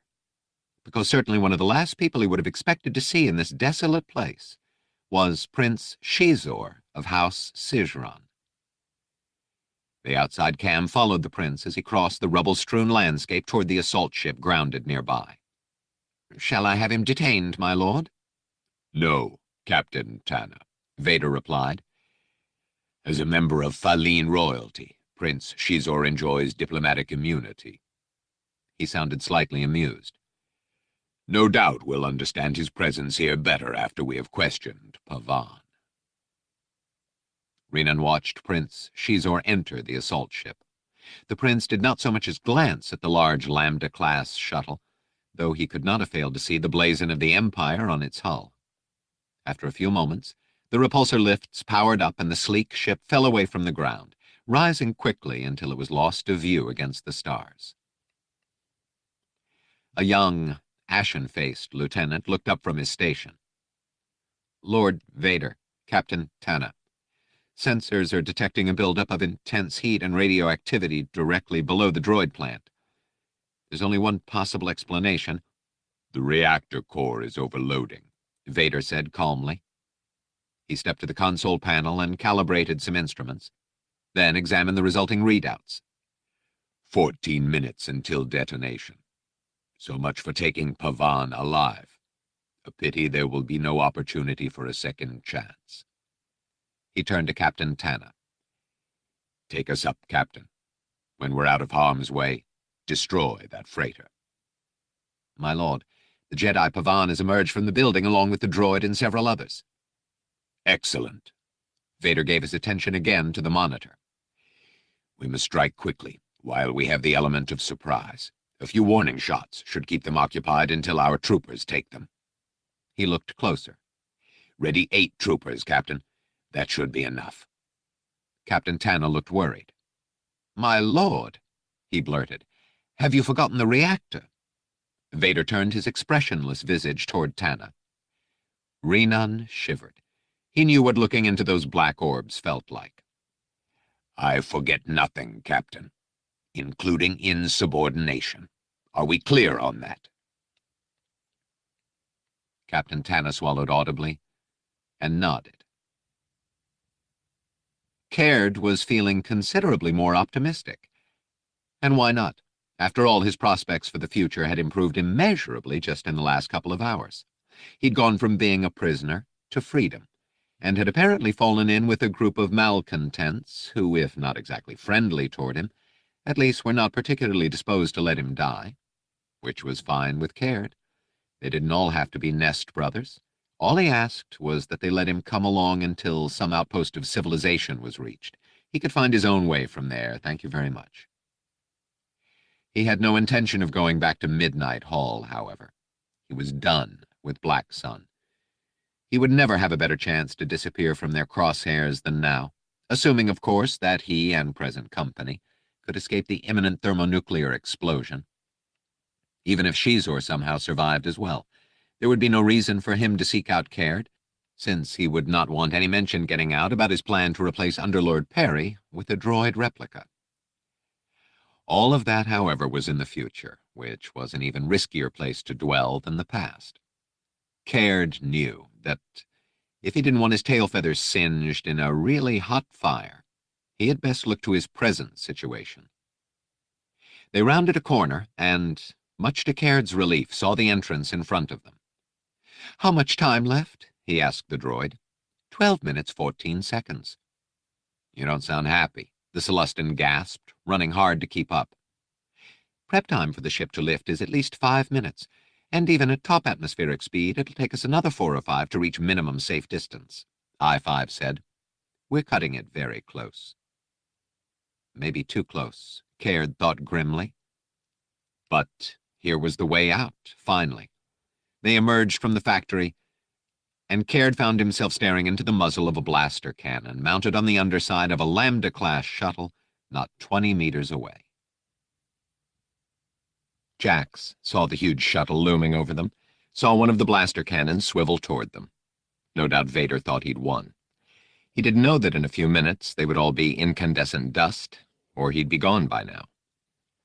Loranth, I-5, buy some time, he shouted. I-5 handed Nick's body to the avian, and immediately his lasers and the Paladin's blasters began firing at the targeting array. Jax knew that this would gain him only a few seconds before the computers implemented different vectors. He hoped it would be enough. He leapt, letting the Force take him, letting it carry him across the intervening space between the plant entrance and the shuttle. He landed beneath the forward fuselage, and as his feet touched the ground, he had the light whip in his hand. He lashed upward, extending the energized braid to its fullest length and slicing through the forward repulsor lift vanes. One of the forward laser cannons lined up on him, but a particle beam bolt from Loranth's blaster fused the barrel to molten slag. "Make for the freighter," he shouted at the others. They didn't need to be told. They were already running full out. Loranth and I-5 continued to give covering fire as they ran. Jax turned to follow, and found himself face to face with a tall, dark figure in a black cloak. Vader. Captain Tana shouted, "He's disabled the forward vanes. We can't lift."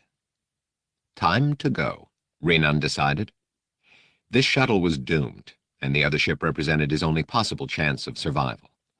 He had no idea what fate might await him if he deserted the shuttle for the freighter. He didn't even know whether Pavan and his cronies would make it to the freighter, or if they'd let him board. But once again he was doing a most uncharacteristic thing, acting on instinct. So while Vader and the captain were occupied with the sudden emergency, the Eluman hurried off the bridge and down the corridors to the landing ramp. It would take too long to lower the ramp, he knew. Fortunately, there were also 4 emergency escape tubes on either side. He pulled the red release lever and stepped into the nearest tube.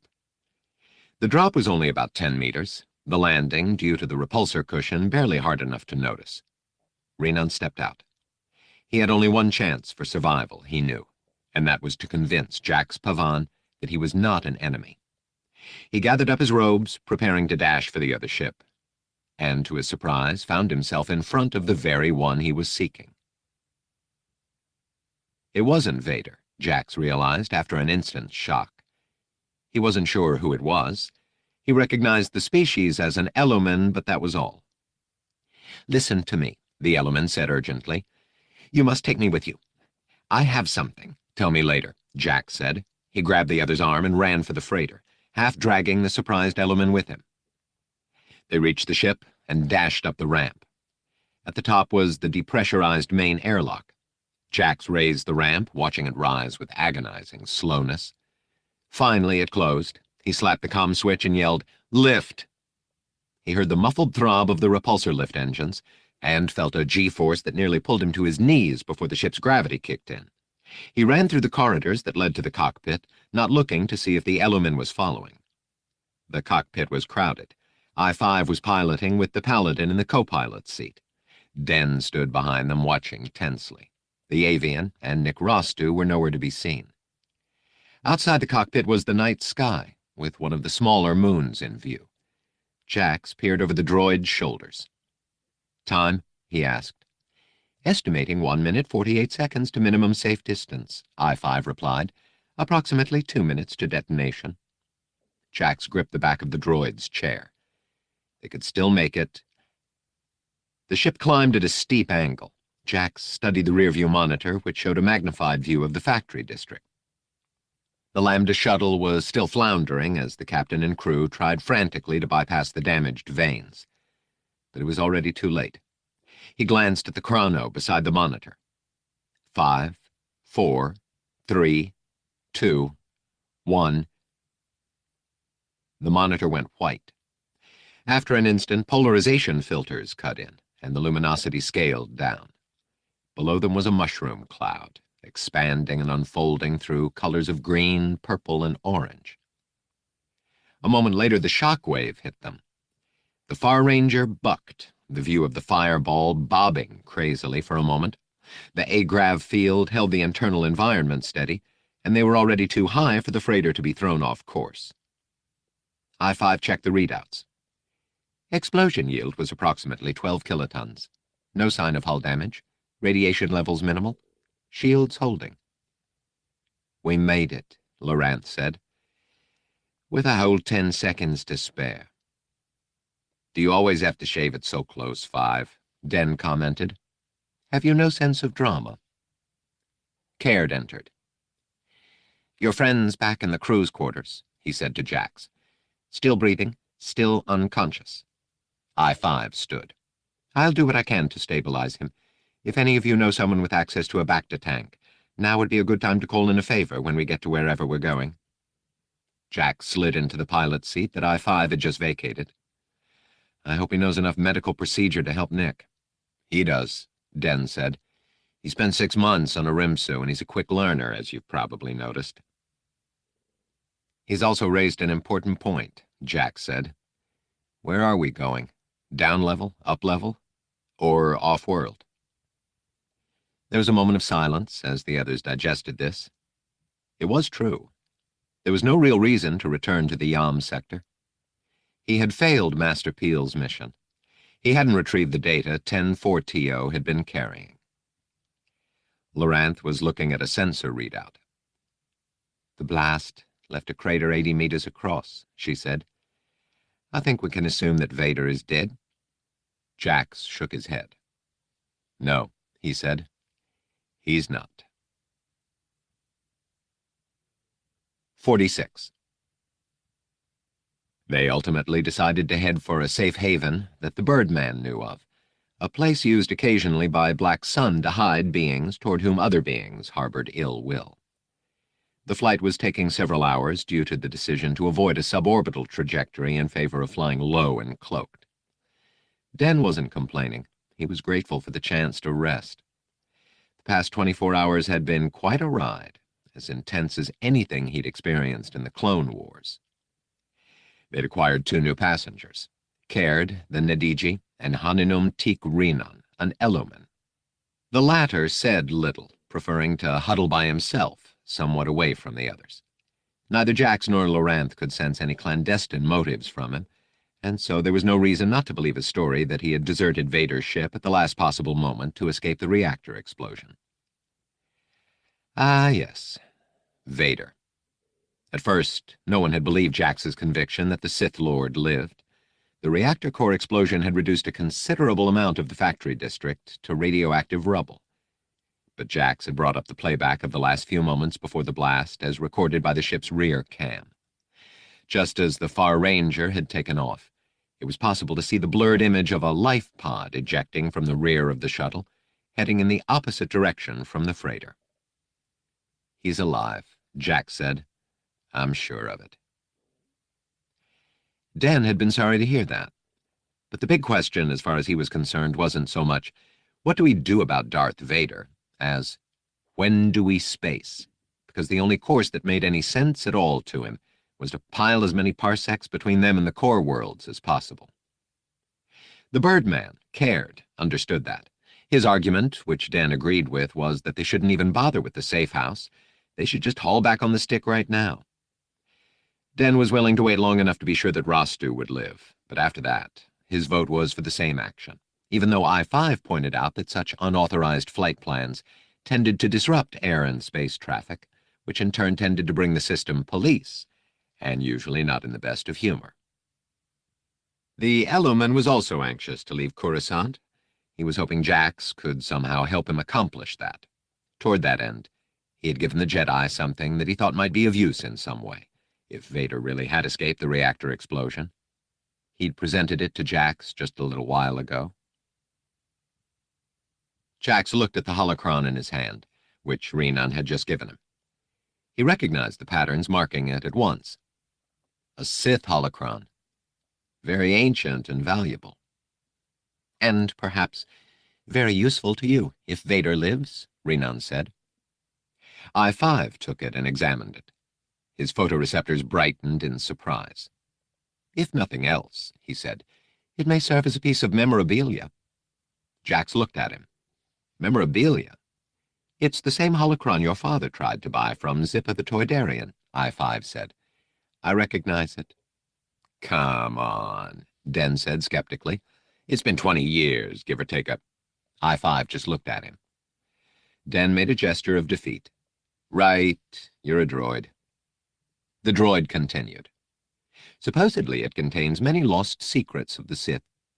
We had no way to find out, of course, since it can only be opened by someone who can use the Force." Jax looked closer at it, turned it over, but made no attempt to open it. He looked at Renan. "And why are you giving it to me?" The Eloman hesitated. "Because," he said at last, "I know that Vader, no matter what he says publicly about the Jedi no longer being a problem, wants you. He said that he had issues with you. I know nothing more about that. Chance, however, always favors the prepared. As you said, only one who can touch the Force can open it. That leaves me out." The Eloman sounded surprisingly morose. "Don't look so glum," Den said to Jax. "You're alive, and Vader most likely thinks you're dead. That sounds like a pretty happy ending to me." "It might be. Except that I failed to carry out Master Peel's last request," Jax said. "I didn't get the data from 10-4TO. "There were no data," Renan said. Jax turned slowly and looked at the Eloman. "What?" "I don't know everything about Vader's plan," Renan said. "I was only told what was necessary, but I do know that the data that were supposedly so vital were, in fact, worthless. The droid was merely a decoy." Master Peel said, "The Lannick told you what he believed to be true. It had all been engineered by Vader toward one purpose." To flush me out? You can't be serious. Vader knew that word of Master Peel's death would eventually reach you through the whiplash. That your friend Rostu was there when he died and brought you the news was pure serendipity. It seemed absurd at first, and yet the more Jax thought about it, the more everything fell into place. The intervention of Prince Xizor and the avian Caird had no doubt been unforeseen as well, and evidently had caused Vader a moment of concern. So he'd suborned someone already marginally in the game, Nick Rostu. Part of the confession Nick had whispered to Jack had been about the sword Vader had held over him, the threatened destruction of his people's home on Harun Kal. Well, Den said, if I were you, I wouldn't want to be within 10 dimensions of anything having to do with the Sith. Maybe you can sell it once we get off-world. Jax closed his hand around the holocron and slipped it into a pocket. Perhaps he would need the data someday. He hoped never to have to put it to the test, because he hoped never to encounter Darth Vader again. Only a little more than 2 days ago, he'd been fully ready to leave, to take his berth on the underground maglev and bid Coruscant farewell. No one would look at him askance, because he had earned it. He'd risked his life a score of times, saved people by hairbreadth escapes, gotten them on board freighters, transports, and other craft, barely in time for them to bid farewell to the bright hub of the galaxy, often leaving with little more than the clothes on their backs. But now, somehow, it was different. He looked up. Sorry, Den, he said. I'm not going. Ha ha, Den said nervously. What a kidder, huh? He elbowed Renan in the ribs, or tried to. He wound up gouging the Elliman's knee. I-5 looked at Jax. Why? Jax took his time to answer. I'm a Jedi, he said at last. I'm sworn to help those in need, to uphold the Jedi Code. The Empire has decimated my order, but they haven't won, and they won't win as long as at least one Jedi remains. They drove me from the temple, but they're not going to drive me off the planet. If Vader thinks I'm dead, well and good. I certainly won't go out of my way to attract his attention. But if he thinks otherwise and is willing to expend this much time and energy on finding me, then somehow, someway, I'm a threat to him. And I'm not going to learn why or how I am, or how to use it against him, by hiding out in the rift somewhere. If you plan on staying here, I-5 said, I'm with you. The droid looked at Den, put a hand on his shoulder. But as much as I want to stay, I'll only do so if Den agrees to stay as well. He and I have been through too much for me to abandon him now. No, Den said. He clutched his head with both hands. No, no, no, this is not happening. He faced the others. I know I've asked this so often it hardly even qualifies as rhetorical, but are you all out of your minds? I mean, we've got a ship, people. She doesn't look like much, but she's got hyperdrive, and that's all we... He stared at them, then sighed and spread his arms wide in a gesture of defeat. I give up, he said. Okay, 5, if you're crazy enough to stay here, I guess I'll have to be crazy enough to stay with you. He shook his head. But it's going to be broiled blood rat and rankweed from now on, because I'm out of gear to sell. As to that, Caird said, I might be able to help. I'm not without funds, most of them ill-gotten, but even so, I need only enough to buy passage back to Nedij. You'd do that? I-5 asked. You might need it someday. The Empire's money is no good on my world. It's yours if you want it. It'll take a day or two for me to launder the funds, but... The avian shrugged. I've waited this long. 1 or 2 more days will make little difference. Den winced. Don't say things like that. You're just asking for trouble. Jack sat in the pilot's chair and watched the dark cityscape race by beneath the far Ranger. I-5 stood next to him. They passed the gigantic box-like shape of a monad, its thousands of twinkling lights, each a window, bright against the structure's dark surface. So many beings, Jax mused. Am I doing the right thing in staying here? Or am I just delusional, thinking I can make any difference at all? The Twi'lek philosopher Gratius said, "Even the humblest of beings contains within himself a universe of infinite diversity and wonder. Therefore, when you give aid and comfort to just one being, you are, for that moment, the deity of an entire cosmos." Jax looked at I-5. The droid was staring through the crystasteel cockpit shielding. His photoreceptors were bright, almost shining. He thought about the sense of accomplishment and pride he'd felt when he'd received the mantle of Jedi Knighthood, created and tuned his first lightsaber, gone out on his first solo mission during the last days of the Clone Wars. It had also been his last mission. A few weeks afterward, the temple had been attacked, and the remaining Jedi, including himself, routed.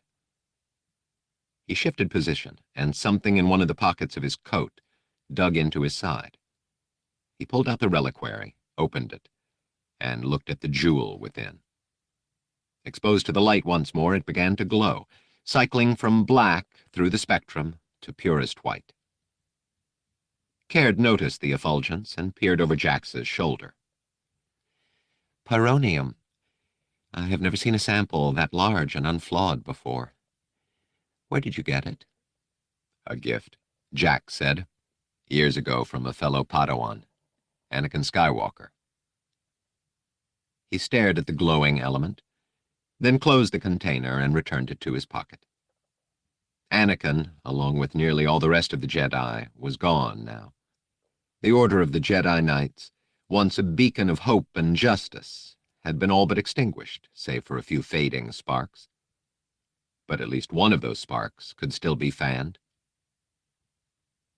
There is no emotion. There is peace. There is no ignorance. There is knowledge. There is no passion. There is serenity. There is no death. There is the Force. He had tried his utmost to adhere to these tenets, to make them the guideposts of his life, to be the best Jedi he could be. Toward this, he had disavowed any desire to know anything about his origins or his parents. They had renounced him, after all, given him to the Jedi. He, in turn, had smothered within himself any wish to learn who they had been, what they had been. But to deny their memories was to deny himself. Jax could see that clearly now. Though the Jedi had shaped him and forged him, the raw material had been provided by Lorne and Sienna Pavan. Below them, the endless sprawl of the planetary city was coming to life. Traffic strata were beginning to build. Towers, cloud cutters, and sky towers sparkled with light, and millions upon millions of beings, each and every one their own private cosmos, began daily routines. The vast majority of those beings were respectable and honest, but deeper down in the dark crevasses and rifts, those who were neither plied their trades as well. Someone had to aid the ones who suffered. Someone had to find the ones who were lost. Someone had to stand and fight for those who could not defend themselves. Could a Jedi's work ever have been more clear? Jax looked up. A golden gleam on the horizon. The far ranger was racing toward the dawn. I-5 said, "Your father didn't think of himself as a great man, yet when the situation arose in which he had to step up, he did. I wish I could tell you he succeeded. It was a cruel and callous fate that made a mockery of his mission. But he tried. That's all, really, in the final analysis, that counts." Jax stared at the coming dawn. "Tell me about my father," he said. End of Star Wars.